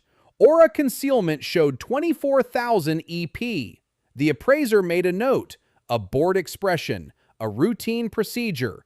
Thousands of B-rank hunters in the capital. One more doesn't mean a thing.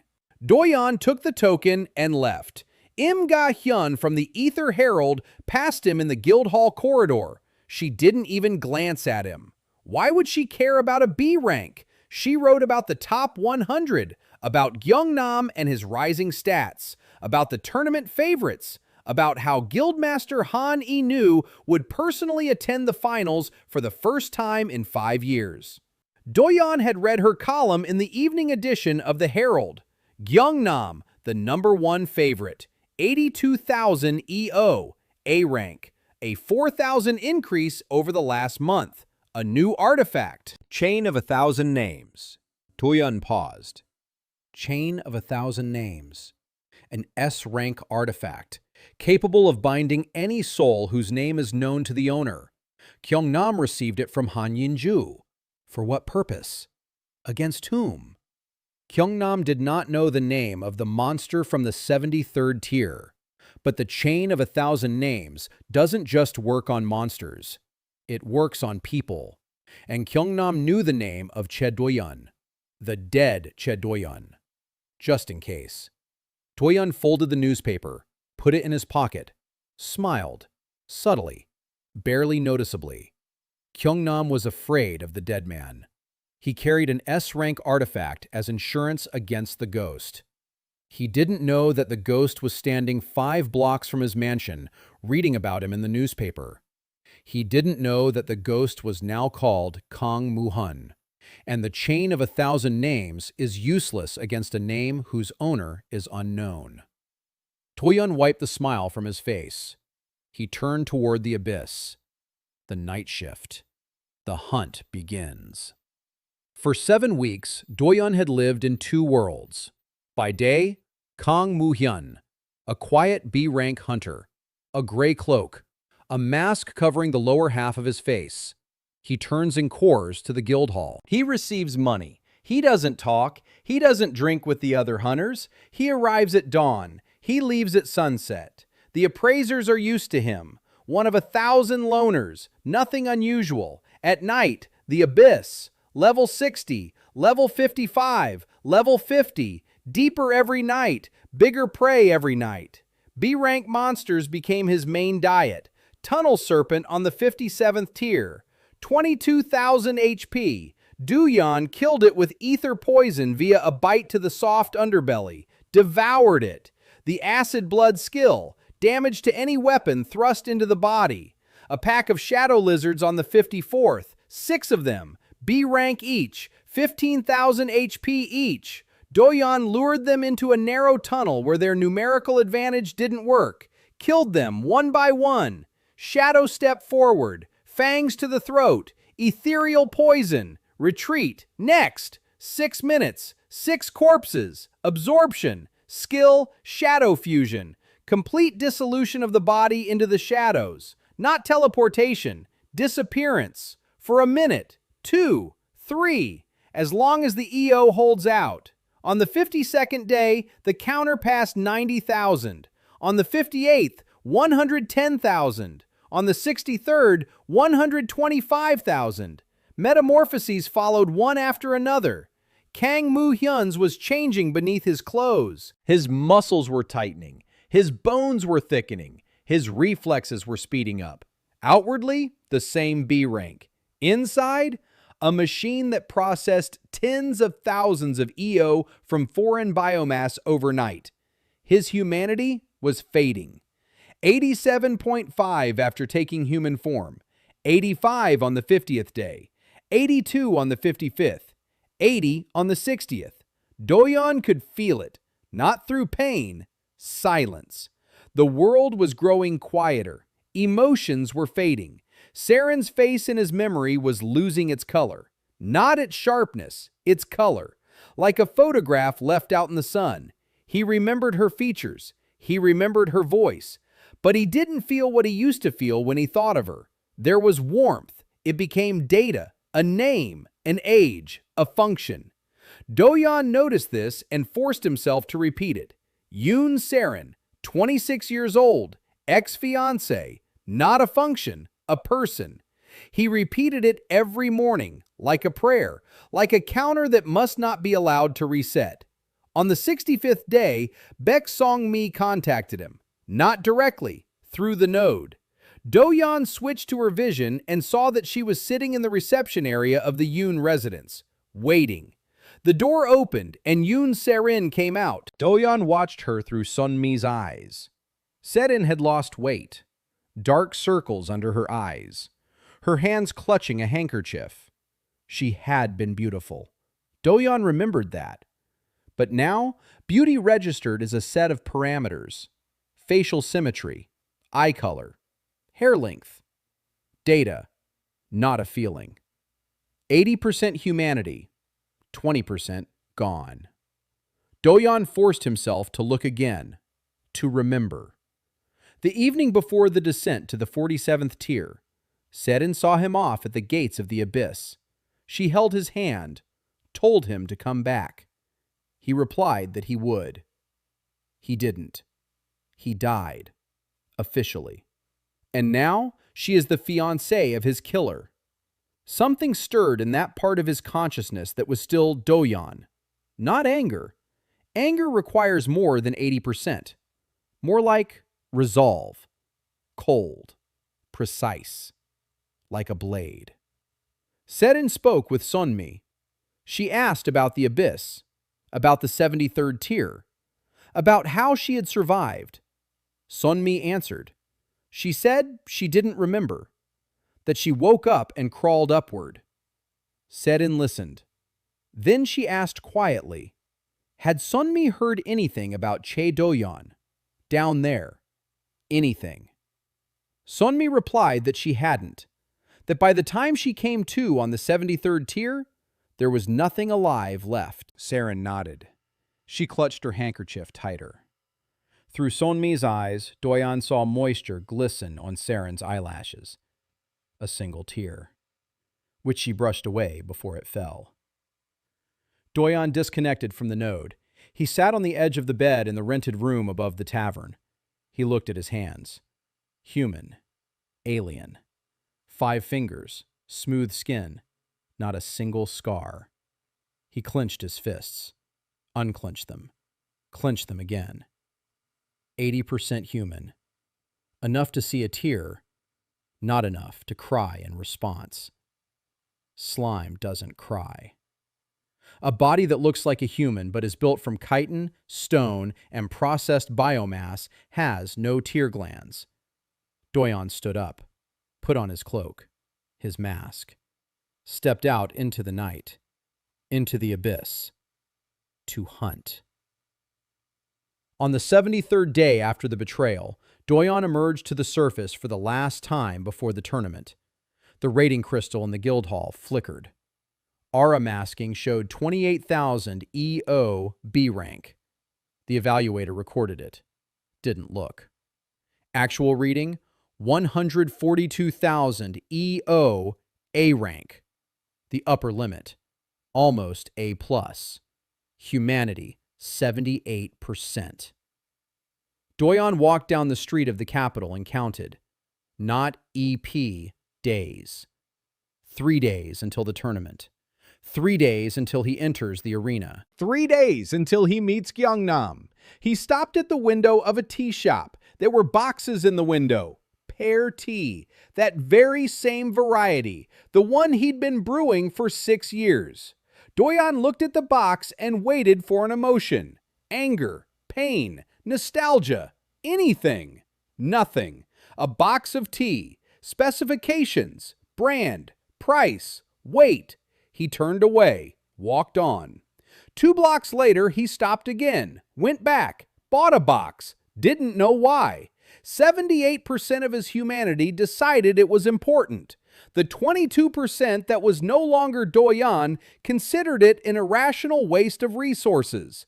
The 78% won, for now. He carried the box of pear down the street in the capital, past the posters for the guild tournament, where So Gyeongnam's face smiled from a banner the size of a house. The favorite, 82,000 EOA rank, the pride of the Chillsong Guild. Doyeon walked past. He didn't look up. No need. He knew that face better than his own. And in 3 days, that face would be spitting out broken teeth into a puddle of pear tea on the arena sand.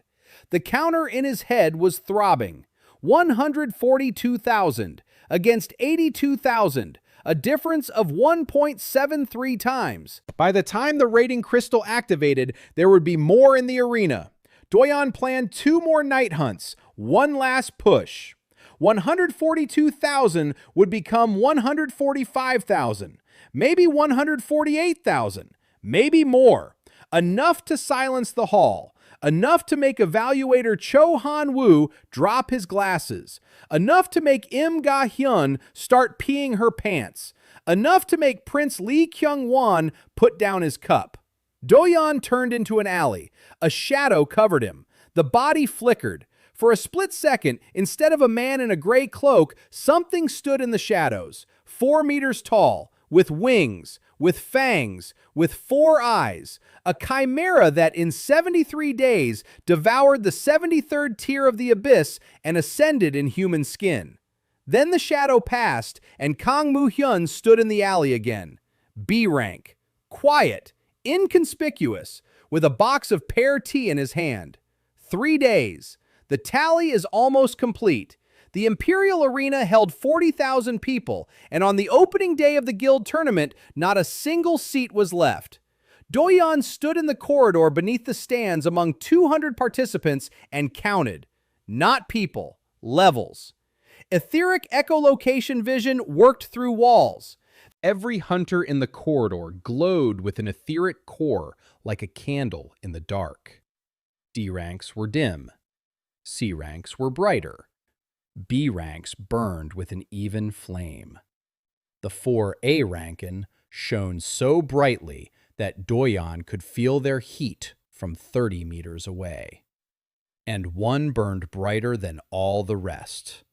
At the far end of the corridor, a white cloak, a golden star on the shoulder, a thermos in his hand.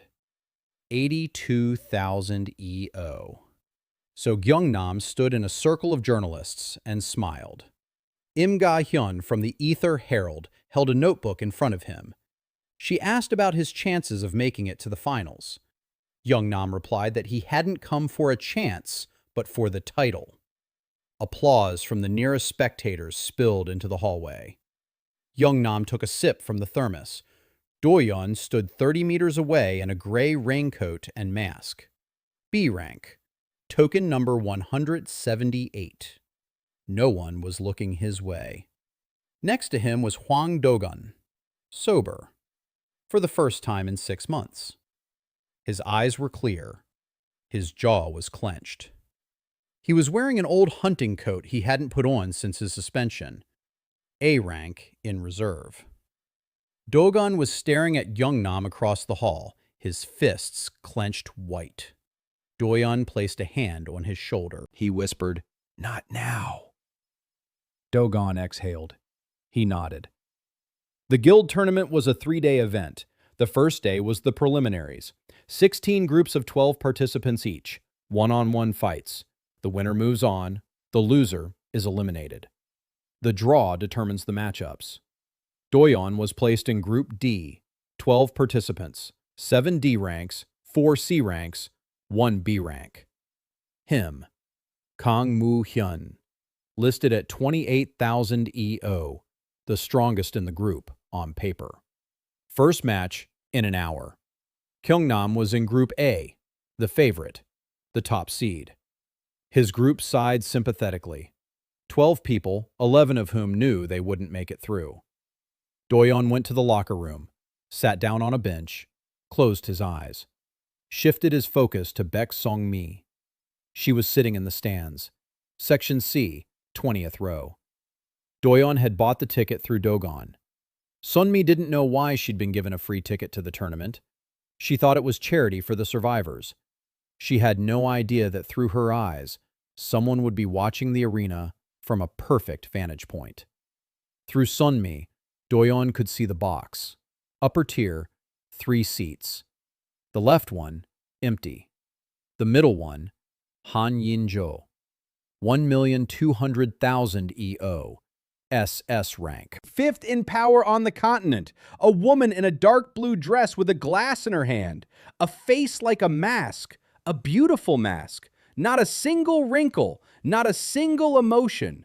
The right armchair, Prince Lee Kyung-won, the Emperor's 4th son, A rank, 23 years old, a young face, sharp eyes. He looked at the arena with an expression of mild boredom, like a man who came to the theater expecting nothing new.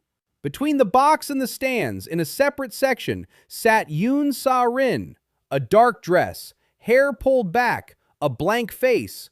Next to her, an empty chair for Gyeongnam.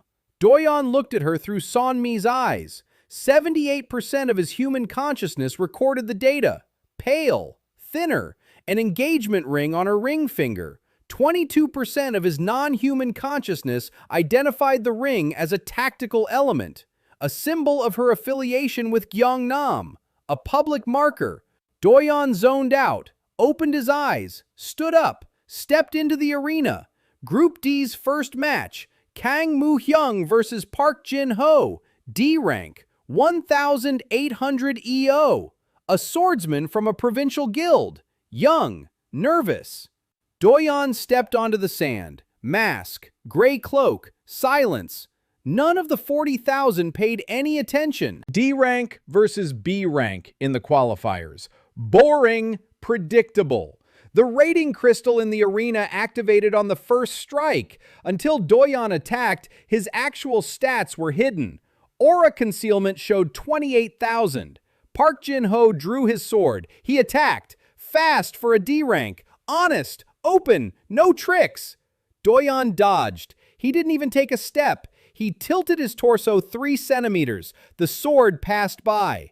Doyeon struck his chest with an open palm. Gently. Controlled. Exactly enough force to push the D-rank fighter out of the arena. Not to break him. Not to maim him. Not to show anything unnecessary. Park Jin-ho flew over the line. He landed on his back, uninjured, surprised. The crystal O flashed. 28,400 EP. Camouflage worked. It showed slightly more than stated. A natural increase upon activation. Nothing suspicious. The evaluator took note. Didn't look up.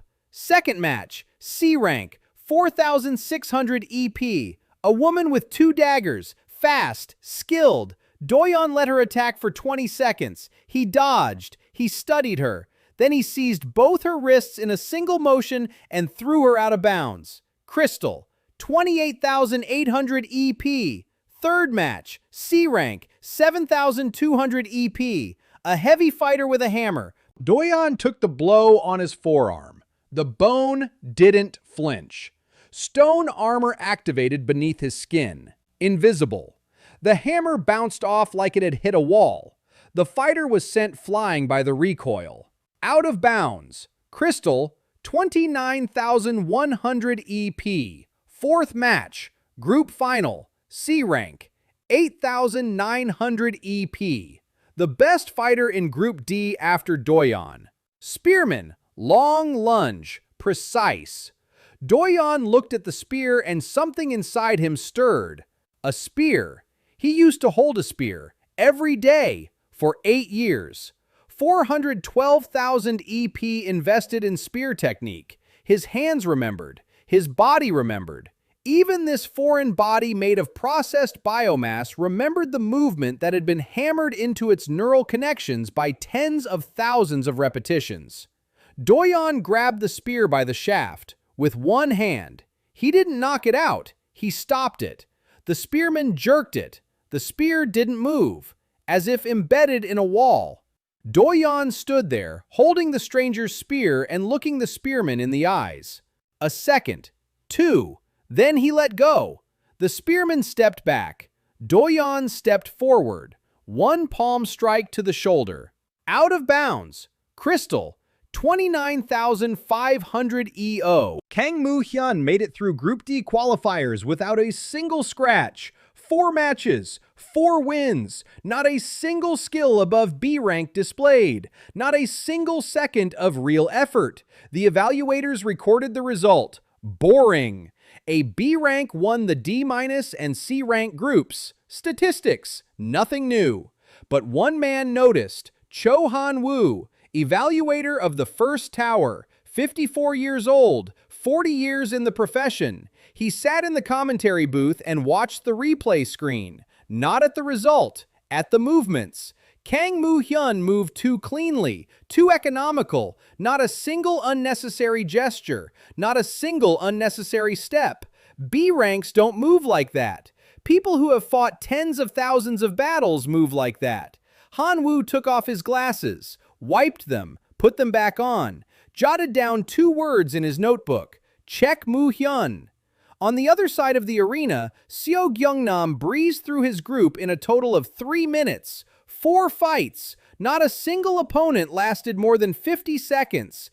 82,000 EOA rank. Power that needs no tactics. Every strike broke through the defense. Every step closed the distance. The hall roared his name after every victory. Gyeongnam smiled and drank pear tea. Saren sat in the stands and watched. Her face was blank, hands on her knees. The ring glinted.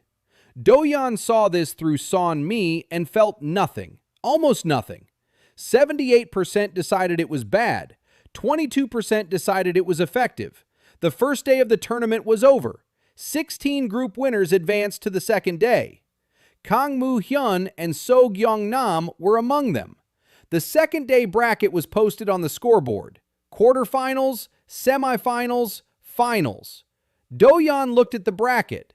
If both won in the quarterfinals and semifinals, they would meet in the finals. Day 3, the tournament's main event.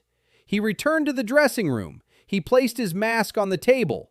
Next to it was a box of pear tea. He opened it, took out a tea bag, brewed it, waited 3 minutes, brought it to his lips, took a sip. The taste, faint, like through cotton wool. 78% of his taste buds were functioning. Pear, warm water, sweetness. A memory flashed of a morning in the dorm, a thermos, steam. Gyeongnam holds the mug with both hands. He says that Doyeon brews the best tea on the continent. He laughs. Memory, data, 78%. Doyeon finished his drink, set down the mug, stood up. Tomorrow the quarterfinals, then the semifinals, then the finals. Then Gyeongnam will be spitting out his teeth. And then Han In-ju and whoever is behind her. The counter pulsed. 142,000 EO. But Doyeon felt he could get more in the abyss overnight. The last hunt before the final. He put on his cloak. He stepped out into the darkness. The abyss was waiting. It was always waiting. The second day of the tournament began with the quarterfinals. 8 matches, 8 pairs. Doyeon entered the arena against Chon Yoo-jin, A rank, 62,000 EO. A swordsman from the Silver Whirlwind Guild. A true A rank, not D or C like in the qualifiers. 62,000 EO, fast, experienced, 12 years in the abyss. The hall buzzed. B rank versus A rank in the quarterfinals. The draw showed no mercy to the newcomer from the provinces. The commentator said that Kang Moo-hyun had put up a good fight in the qualifiers, but the difference in rank was too great. The odds were 9-1 in favor of Chon Yoo-jin. Cho-ha put on his glasses in the box and leaned forward. Im Ga-hyun opened her notebook to a blank page. Gyeongnam sat in the participants section drinking tea. He looked at the arena. Indifferently. B rank. Not worth his attention. Doyeon stepped onto the sand. Mask. Cloak. Silence. Chon Yoo-jin stepped out to face him. He bowed. A professional. Polite. He respects even weak opponents. Doyeon bowed in return. The rating crystal in the arena awaited the first strike. Jong Yoo-jin attacked. Silver arc, the guild's signature technique. The sword traced a semicircle. An ethereal wave rippled across the sand. An A-rank attack. 62,000 E-points invested in a single strike. The sand surged. The wave crashed toward Doyeon like a 2-meter-high wall. The arena gasped. Doyeon didn't move. The wave slammed into him. The sand settled. Doyeon stood in the same spot. Not a scratch. The stone armor beneath his skin hadn't even fully activated. 62,000 versus 142,000. A 2.3 to 1 difference. This attack was like wind against a rock to Doyeon. Chon Yoo-jin froze. Sword in hand. Eyes wide. The hall fell silent. A single second of silence. Doyeon stepped forward. 1 step. Seismic stomp at half strength. Through the sole of his boot into the arena sand. The sand beneath Yoo-jin's feet exploded upward. The swordsman lost his footing. He flew up 0.5 meter. Doyeon was already standing beside him. He grabbed his sword wrist, squeezed, didn't break it, squeezed just enough to hurt. Eugene dropped his sword. Doyeon turned it over and pushed it out of the arena. Gently, controlled. Just like in the qualifiers, only now it was A rank. 62,000 EP. Thrown out of bounds like a child. The rating crystal flashed. Aura concealment wavered. Doyeon held it back. The crystal showed 34,200 EP, more than in the qualifiers. The increase could be explained by the adrenaline of battle. But a B rank doesn't defeat an A rank with a single touch at 34,000 EP. The math didn't add up. The arena buzzed. The commentator stumbled. Cho Han-woo took off his glasses, wiped them, put them back on, took them off again. His hands were shaking. He looked at the replay screen, scrolled through it, slowed it down. The moment of contact. Kang Moo-hyun's hand on Eugene's wrist. The force of the grip. Han-woo had been evaluating hunters for 40 years. He had seen it all.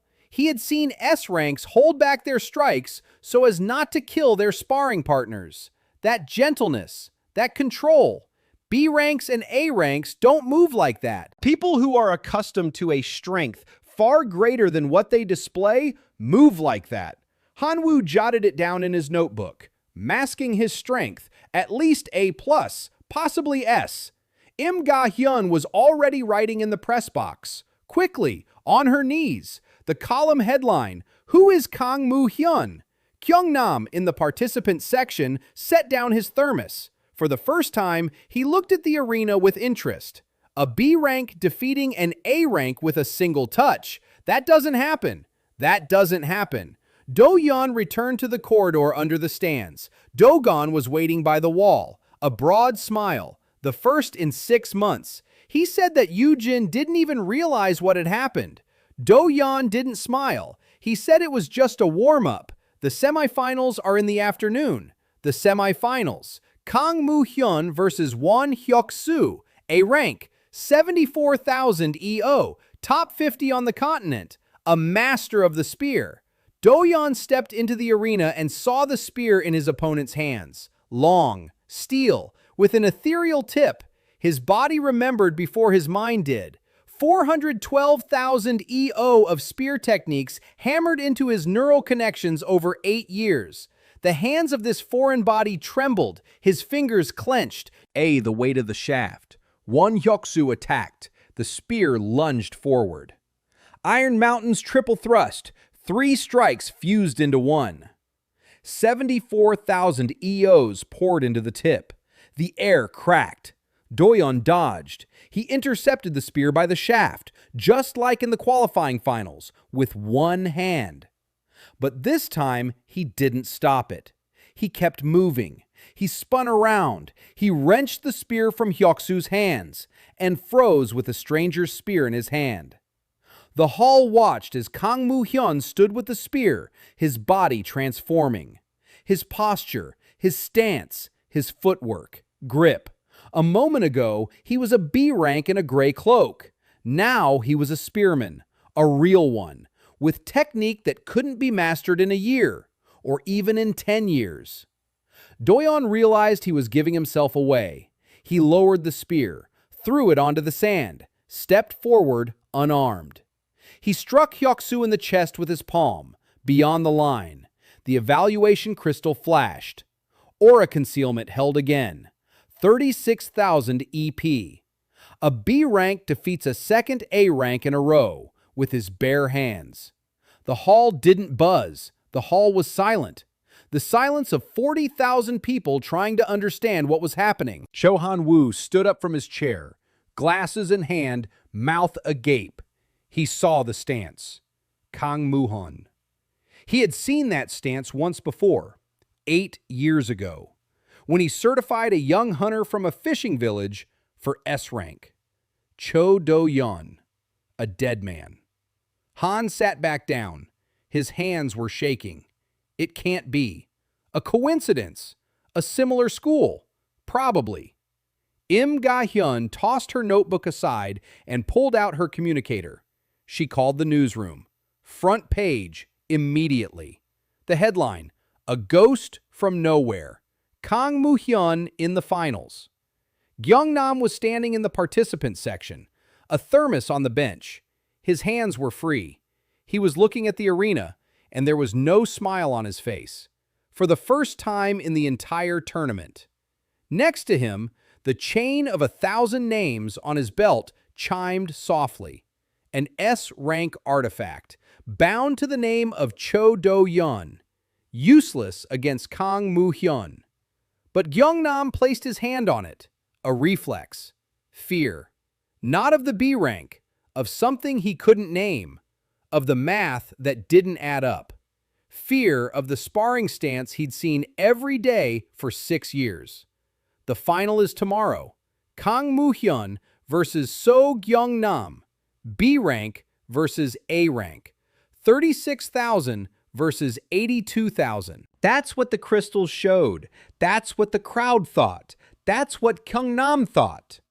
Doyeon stood in the corridor beneath the stands and listened as 40,000 people discussed tomorrow's fight. Most were betting on Gyeong-nam. 2-1, not 9-1 like in the quarterfinals. Kang Moo-hyun had already scared the bookies, but not enough. Doyeon took off his mask. He looked at Dogon. Dogon nodded. Tomorrow. Doyeon put the mask in his pocket, next to a box of pear tea. He went outside. The sun was setting behind the rooftops of the capital. Tournament posters on every corner. Tomorrow, they'll have a new name on them. Or an old one. Depends on how you look at it. Morning of the third day. Doyeon woke up in a rented room and couldn't remember why he was there for 3 seconds. The ceiling, the walls, the bed. A human room, human things. 3 seconds of blankness. Then 7-8% kicked in and brought it all back. The tournament, the finals, Gyeong-nam, the score. He sat up, looked at his hands. 5 fingers, skin, nails, human hands. Under the skin, chitin and stone armor and the processed biomass of hundreds of creatures. 142,318 EO. He'd recalculated it overnight. The last hunt in the abyss added 318. Small change. Rats on the upper tiers. But he liked the exact number. 142,318 against Gyeong-nam's 82,000, a ratio of 1.735. Doyeon stood up. He brewed some tea, pear-flavored, from a box bought 3 days ago. The scent filled the room. He drank and counted. Not EO, joints, elbow, wrist, fingers. Those joints with which Gyeong-nam had pulled the Soul Rift artifact seal out of the bag 8 years ago. Doyeon remembered every movement. Right hand, elbow bent, wrist turned, fingers clenched the seal. Thumb, index, middle, ring. 4 fingers on his right hand and 4 on his left, which held the thermos. 8 fingers, 8 counts. He finished his tea. He put on a gray raincoat, a mask. He put the thermos in his pocket, his own, with pear tea. He went out. The Imperial Arena had been buzzing since dawn. 40,000 seats were filled by 8 in the morning. The final was at noon, but people had come early. A crowd in front of the entrance. Banners with Gyeong-nam's face. Several posters reading Kang Moo-hyun, handwritten. The crowd's new favorite, the underdog, the dark horse. People love those who beat the strong, even if they don't understand how. Doyeon walked through the service entrance, the corridor under the stands. Dogon was waiting, sober, focused. He looked at Doyeon, asked if he was ready. Doyeon didn't answer. He took out a thermos, held it out to Dogon, told him to hold on to it. He'd need it later. Dogon took it, didn't ask why. Doyeon turned his attention to Sonmi, the stands, 20th row. The hall is full. Noise, shouts, the smell of sweat and grilled meat from the food stalls. The box seats above. Han In-ju in the same chair, a glass in her hand, her face expressionless. Prince Lee Kyung-won beside her. He isn't bored today. Sitting upright, eyes sharp, staring at the arena, waiting. Saren in a separate section, a ring on her finger, eyes red. She hadn't cried. She hadn't slept. Doyeon zoned out. Noon. The sun at its zenith. The arena sand had heated up. The commentator announced the final match. His voice echoed through the stadium via the public address system. So Gyeong-nam, A rank, 82,000 air points. Deputy head of the Chilsong Guild, the favorite. Gyeongnam stepped onto the sand, a white cloak, a golden star. A thermos in his hand, a smile, broad, confident. The arena erupted. 40,000 voices chanted his name. Gyeongnam raised his hand. He waved, took a sip from the thermos, set it down at the edge of the arena, turned toward his opponent's entrance. Kang Moo-hyung, B rank, 36,000 EP according to Crystal, a provincial, a nobody. Doyeon stepped onto the sand, a gray cloak, a mask, silence. The arena fell quiet, not out of respect, because they didn't understand. A B rank in the final, 2 A ranks defeated with a single touch. The numbers didn't add up, and the arena sensed it. Anticipation. Something was about to happen, something impossible. Gyeongnam looked at him, smiled, activated the microphone on his collar, and told the entire stadium that the provincial had been lucky to make it to the finals, that he would try not to ruin everything for him. Laughter, applause. Gyeongnam stood in the center of the arena. 82,000 EO shone within him, the confidence of a man who knows his own strength and knows that his opponent is half as strong. Doyeon stopped 5 meters away. He looked at Gyeongnam, at the thermos at the edge of the arena, at the white cloak, at the golden star, at the face that said nothing personal and pressed down on the seal. 78% humanity. Enough. Doyeon raised his hand to his mask. The hall fell silent. He removed his mask, not completely. The lower half of his face, his chin, his lips, and the scar, a thin one, at the left corner of his mouth. A scar from a stone fragment on the 35th tier 6 years ago. Gyeongnam had been there when it happened. Gyeongnam had stitched up that wound in the field camp. Gyeongnam remembered that scar. His smile faded. Not quickly, slowly. Like light fading from a room when the sun sets behind a cloud. Second by second. The corners of his lips drooped. His eyes widened. The color drained from his face. The white cloak suddenly became too white against the backdrop of his gray face. His hand twitched toward his belt, toward the chain of 1,000 names, a reflex. But the artifact is bound to the name of Doyeon. The man in front of him is Kang Moo-hyun. The chain won't work. His fingers clenched the emptiness. The thermos at the edge of the arena swayed from the stadium's vibrations. It fell on its side. Pear tea spilled onto the sand. Doyeon turned on the microphone, quietly. To the entire stadium, he said one sentence. Gyeongnam ah. He promised to pay him back in kind. Down to the last point. The crowd didn't understand. 40,000 people heard the phrase and didn't understand. Gyeongnam understood. His body froze. His feet were rooted to the sand. The microphone on his collar picked up the sound. Hoarse, short. Gyeongnam squeezed out a single word, a name, the name of a dead man. Doyeon neither confirmed nor denied it. He struck. The first blow. The crystal scoreboard in the arena lit up. Light, bright, blinding. Numbers raced across the scoreboard. 30,000, 50,000, 80,000, 100,000, 120,000. Aura concealment completely removed. The numbers stopped.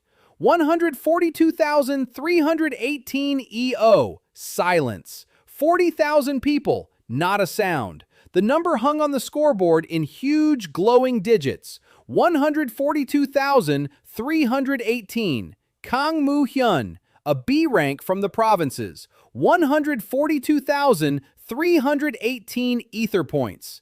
1,735 times more than So Gyeongnam. Cho Han-woo in the commentary booth dropped his glasses. They fell to the floor and shattered. He didn't pick them up. He stared at the scoreboard with wide eyes. His mouth was open. 40 years of judging. He had seen it all. He had never seen anything like this. He whispered a question. He asked the young man in the arena if that was even a person. The microphone in the booth picked up the whisper and broadcast it throughout the stadium. 40,000 people heard it. Im Ga-hyun was writing in the press box, on her knees. Her hands were shaking. The letters danced. She couldn't stop. This isn't an article. It's a story. The biggest story of her career. Prince Lee Kyung-won in the box slowly set his cup down on the table, with a precise gesture, silently. For the first time in the entire tournament, his eyes became completely serious. The boredom had vanished. Han Eun-ju, S rank, 1,200,000 EO, fifth strongest on the continent. She sat in her chair and looked at the scoreboard. The glass in her hand didn't waver. Her face remained unchanged, but the fingers on the stem of the glass had turned white. She recognized the scar. Surin in the section covered her mouth with her palm, with both palms. Her engagement ring glinted near her lips. She wasn't breathing. Her eyes were open, wide. So wide that the whites around her irises were visible. She couldn't say the name, but her lips behind her palms twitched. Doyeon wasn't looking at her. He was looking at Gyeongnam. The battle had begun. 142,318 against 82,000. With Gyeongnam, he was A rank, a solid A rank. 8 years in the abyss, thousands of battles. He didn't give up. He attacked. The sword flared with ether. 82,000 EO poured into the strike. A powerful strike. Precise. Enough to cut a stone troll in half. Doyeon intercepted the sword with his palm. His bare palm. The blade penetrated the skin by a millimeter and stopped. Stone armor. Chitin. Stone armor. The biomass of creatures that were stronger than Gyeongnam individually and had become part of Doyeon altogether. Doyeon clenched his fingers. The blade cracked. Shards rained down onto the sand. Gyeongnam retreated. He drew a spare blade. He attacked again, and again, and again, desperately. Doyeon parried and shattered every strike. Swords, fists, ethereal waves. Everything shattered against him like waves against the shore. 20 seconds of attack, not a single hit. Doyeon didn't attack in return. He waited. Gyeongnam stopped. Heavy breathing, sweat on his forehead. His hands were shaking. 82,000 EP and not a single technique was working. Doyeon stepped forward. Gyeongnam retreated. Doyeon took another step. Gyeongnam backed up, his back pressed against the arena railing. Doyeon stood before him, close, face to face, a scar by his lip, eyes that were not his own, but behind them, a gaze Gyeongnam had known for 6 years. Cold, precise, calculating, a spear that never misses. Doyeon began to count. Elbow, right. Doyeon struck precisely at the joint. Bone cracked. Gyeongnam screamed. His arm went limp. The very same elbow he'd used to pull the artifact seal out of the bag. Doyeon took his time. He methodically broke what needed to be broken. Wrist, right. A palm grip, a twist, a crack. Gyeongnam fell to one knee. 82,000 EO were of no help when the difference in strength was such that every one of Doyeon's grips snapped bone like a dry twig. Fingers, right hand, thumb. Doyeon grabbed it with 2 fingers and bent it back. Snap! Gyeongnam wheezed. The hall was silent. 40,000 people watched as a B rank from the provinces methodically broke the tournament favorites' joints one by one. Index finger, snap. Middle finger, snap. Ring finger, snap. 4 fingers of the right hand, 4 counts. Doyeon released his right hand. Gyeongnam pressed it to his chest. Broken. Useless. Tears streamed down his face. Not from pain. A-ranks know how to endure pain. From understanding. From the number on the scoreboard. From the scar on the opponent's face. From the phrase about pair T. Left hand. Doyeon grabbed it. Gyeongnam flinched. Tried to break free. 82,000 EOs burst outward, an ethereal surge, a last-ditch attempt. The wave struck Doyeon in the chest. He didn't move. 142,318 against 82,000. The wave crashed and dissipated. The thumb of his left hand, snap. Index finger, snap. Middle finger, snap. Ring finger, snap. 8 fingers, 8 counts. Doyeon let go of Gyeongnam. He collapsed onto the sand, face down, both arms broken. 8 fingers were dislocated. His elbow and wrist were shattered. A wheeze, the hall, silence, absolute. Then a sound, 1, quiet. Im Ga-hyun in the press box dropped her pen. The thud against the floor echoed through the arena via the microphone. Commentator Cho Han-woo sat without his glasses and couldn't speak. Prince Lee Kyung-won looked at the arena with an expression none of the courtiers had ever seen on his face. Focus, present, complete. Han Eun-ju finished her glass in one gulp. For the first time in 20 years, she finished the glass without pausing. Saren was standing, not sitting. She had stood up at some point during the fight. Her hands were down, an engagement ring on her finger. Her eyes were dry. She wasn't crying. She was staring at the scar on the man's face in the arena and didn't blink. Doyeon leaned over Gyeongnam. He picked up the thermos that had fallen from the sand. He unscrewed the lid. Pear tea, still warm. Doyeon poured it over Gyeongnam's face, slowly, in a thin stream. The tea ran down his forehead, down his cheeks, down his lips. Gyeongnam lay in a pool of his own tea and looked up. At the scarred face. At the eyes that were supposed to have gone out on the 73rd tier. At the number on the scoreboard that shone like a verdict. 142,318.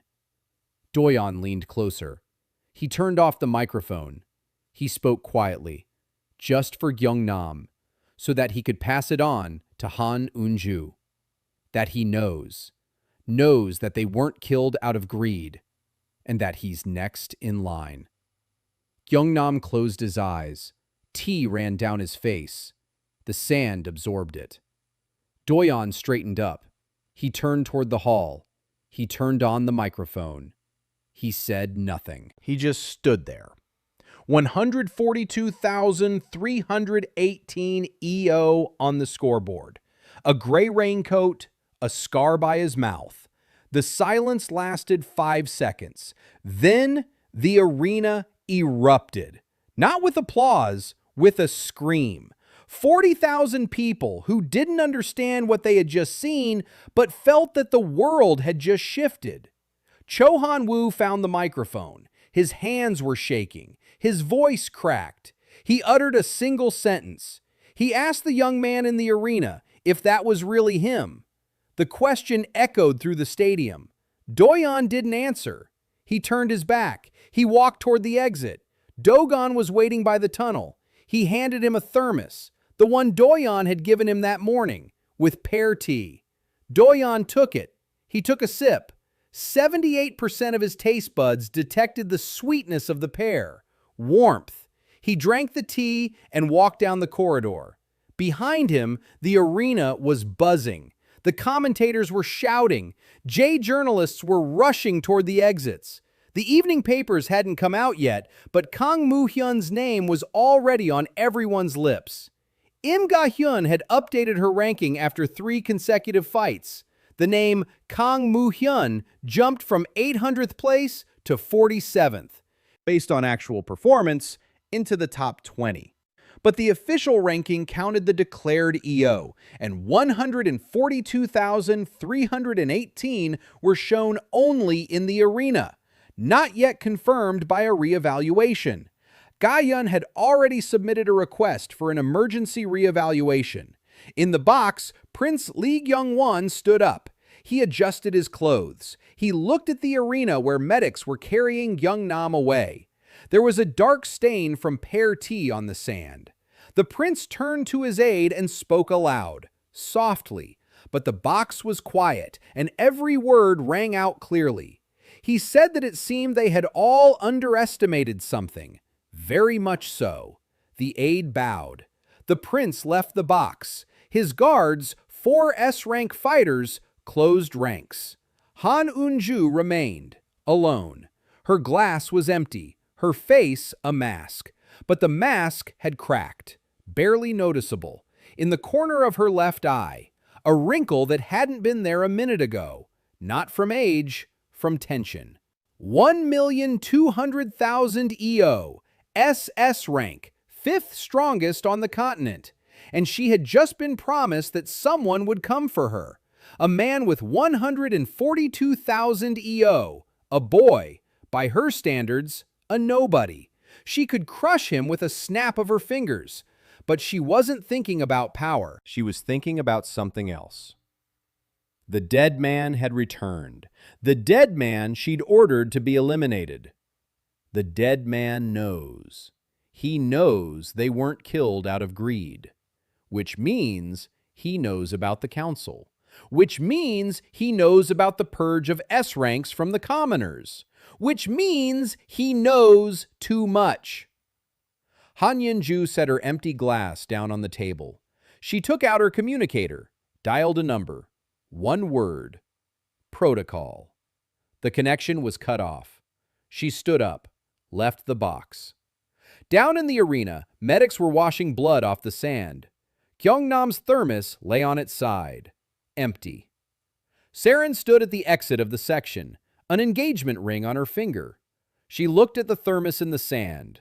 Then slowly, very slowly, she took off the ring, placed it on the railing, left. The ring lay on the railing of the section and glinted in the sunlight. Small, golden, unnecessary. Doyeon was walking down the corridor beneath the stands toward the exit when the arena's scoreboard flashed. Not with the fight's results.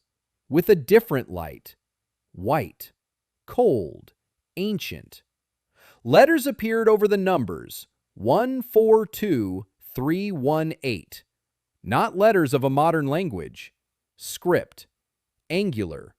Broken. An ancient script last seen on the walls of the 99th tier of the Abyss 1,000 years ago. 3 people on the continent knew how to read it. Doyeon stopped. He didn't know how to read this script, but he understood it.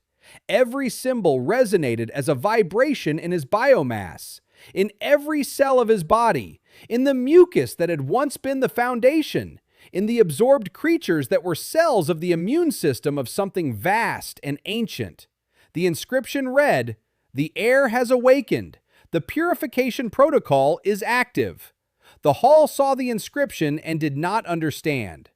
To 40,000 people, these were mysterious symbols. A prop, a system glitch. Someone laughed. Someone took a photo. Im Ga-hyun jotted down the symbols in a notebook, just in case. Cho Han-woo in the commentary booth turned pale. He could not read the ancient script, but he recognized it. He had seen the same symbols in the archives of the first tower, classified archives, the ones accessible only to evaluators with Abyss clearance. He knew these symbols meant one thing. Something at the bottom of the Abyss had awakened, and it had sent a message up. Han Yin-ju was already in the corridor when the inscription appeared. She hadn't seen the display, but she felt it. A vibration, a subtle one, at a frequency only SS ranks can sense. The 1,200,000 EO in her ether core resonated with that frequency like a tuning fork. She stopped. She closed her eyes. She opened them. Something appeared on her face that no one had ever seen there before. Fear. Real fear. Not the controlled coldness with which she had ruled the guild for 20 years. Animalistic. Profound. She knew what? The purification protocol. She had read the ancient texts. She was one of those who knew the great secret. The Abyss is not a dungeon. The Abyss is a body. The wounded, dying body of the primordial beast. The monsters are its cells. The cores are fragments of its consciousness. And the air, the one who will unite within himself the human will and the beast's immune system, has awakened. The beast has found a vessel. Doyeon. Doyeon stood in the corridor and felt every cell of his body vibrate. It wasn't painful. It wasn't pleasant. It was different, as if something enormous were staring up at him from below, from beneath kilometers of stone, from beneath the 99 tiers of the abyss. Something ancient and dying and desperate. Something that had waited 1,000 years and had waited in vain. The air above the arena cracked, not a metaphor, physically, a sound like breaking glass. The crowd looked up. Above the stadium's open roof, the sky split open, a crack in the air, white, bright. A figure descended from the crack, slowly, like a leaf falling from a tree. Except a leaf isn't 2 meters tall, wearing a white mask with an aura that simultaneously made 40,000 people's ears ring and their eyes water. The figure touched the arena's sand. The sand didn't stir. Not a speck of dust. Absolute control. Perfect. That's how those who long ago ceased to be human walk. A white mask, white clothing, no insignia, no symbol, no name. But every hunter in the stadium felt the same thing. Pressure. Pure. Inhuman. An ethereal pressure that caused D ranks to lose consciousness. C ranks turned pale. B ranks clung to the walls. A ranks retreated. In the stands, people were fainting. By the dozens. By the hundreds. Medics were rushing about. Screams. Panic. The pressure emanated from a single source. From the figure on the sand. The rating crystal in the arena was still working. The numbers raced. 500,000. 800,000. 1 million. 1,500,000. 2 million. The number stopped. 2,100,000 EOSS rank. The highest. The continent's top hunter. The one whose name is never spoken aloud. The one who has served the Council of Nine Towers directly for 200 years. The hall, which could still see the scoreboard, froze. 2,100,000. A number that exceeds Hanenju's score by 1.75 times. A number that exceeded Doyeon's score by 14.7 times. 14.7. Doyeon stood in the corridor and felt that pressure through the walls. Every cell in his body was now vibrating at 2 frequencies. One from below, from the abyss. The other from above, from the figure in the arena. And both were the same frequency, the same nature. The figure in the white mask and the primordial beast at the bottom of the abyss sounded in unison. Doyeon understood. Not with his mind, with his biomass. The first hunter did not hunt monsters. He guarded the cage. 200 years. The Council of the Nine Towers did not rule the abyss. The council guarded the prison, and now the jailer had come for the one who could open the door. The figure turned its mask toward the tunnel leading to the understadium corridor, toward Doyeon. Through the walls, through the stone, through the steel. The pressure intensified. It focused, like a beam, like a finger pointing at a single point, at Doyeon. A voice, quiet, emotionless, effortless, but everyone in the stadium heard it as clearly as if it had been whispered in their ear. One phrase, slime.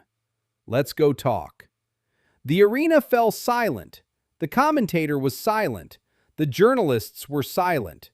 Prince Lee Kyung-won stood in the box's hallway. His 4 S-rank bodyguards stood before him in combat stance, their faces pale, hands on their weapons. Against 2,100,000 EO, 4 S ranks are 4 flies before a storm. Han Eun-ju stood by the wall and didn't move. Her 1,200,000 EO, almost half as much. She knew the first hunter, had known him for 200 years, knew that he only came when the purification protocol was active. The last time was 400 years ago. An entire city had been destroyed then.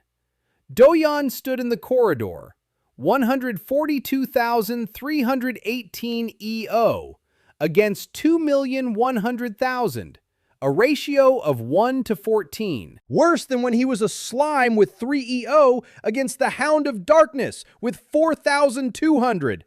Back then, the ratio was 1 to 1,400. He survived because he was patient, because he was smart, because he was the one the enemy didn't expect.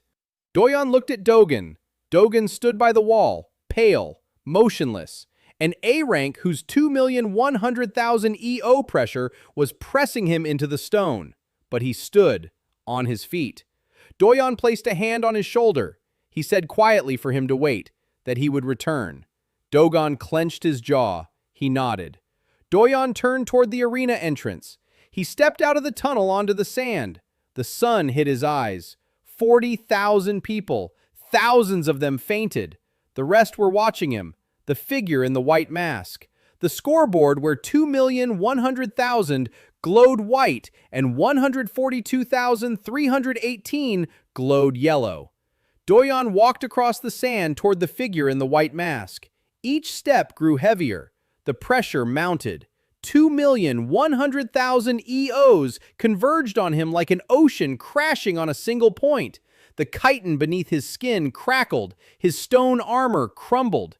Blood, not human blood, but thick black biomass, flowed from his nose. He did not stop. 10 steps, 20, 30. He stopped 3 meters from the figure. The white mask stared at him. Behind the mask, nothing. No face. No eyes, no aura that could be read. 2 centuries of existence had erased everything human, if it had ever been there. Doyeon stood before the continent's first hunter. 142,318 EO against 2,100,000. A boy before a god. Slime before the one who guards the god's cage. Blood flowed from his nose, from his ears. The pressure was breaking him. 78% of his humanity was cracking under the strain. Every second under this pressure took away something that could never be returned. But Doyeon stood and looked at the white mask, and thought not of 2,100,000, not of the purification protocol, not of the great secret. He thought about Pear T, about the thermos at the edge of the arena, about the 8 fingers he'd broken one by one, about the 412,000 EO they'd taken from him in 8 seconds, about the 142,318 he'd grown back in 73 days out of 3, about So Gyeong-nam, who was now lying in the infirmary and spitting out his teeth, about Han In-ju, who stands behind the wall and is afraid for the first time in 20 years, about Yoon Se-rin, who took off her ring, about Hwang Do-gan, who remained standing despite the pressure, about Jang E-rae on the 9th tier, waiting, about the erosion of personality, 78%, about the 85 metamorphoses before the point of no return, about how every step toward power is a step away from oneself, and about how he still remembers the taste of pear tea, as long as he remembers, as long as he is Cho Do-yeon. The figure in the white mask waited. Do-yeon opened his mouth, blood on his lips. He said he had come. The figure tilted its head, slightly, just a degree, and for the first time in 200 years, in the stadium before 40,000 witnesses, the continent's first hunter did what no one expected. He extended his hand, not to strike, to invite. Beneath the sand of the arena, at a depth nearly 99 tiers, something stirred. Huge, ancient, dying. The primordial beast sighed for the first time in 400 years, and the abyss of Cholma shook from foundation to summit. The arena walls cracked, sand flew up. Spectators screamed and ran toward the exits. In the box, Prince Lee Kyung-won gripped the railing and uttered a single word. It had begun. Han Un-ju closed her eyes. When she opened them, there was no fear. There was resolve. The resolve of a person who had spent 20 years building a system and was watching it crumble. She took out her communicator. She dialed a number.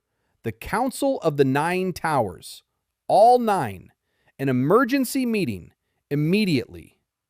Down below, beneath the arena, Choi Doyeon stood before the outstretched hand of the first hunter.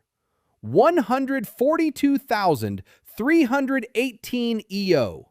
78% of humanity. The score is not settled.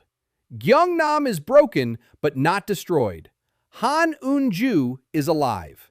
The council is intact. The great secret is being revealed. And the creature that has guarded the dying god's cage for 200 years offers to take him aside to talk.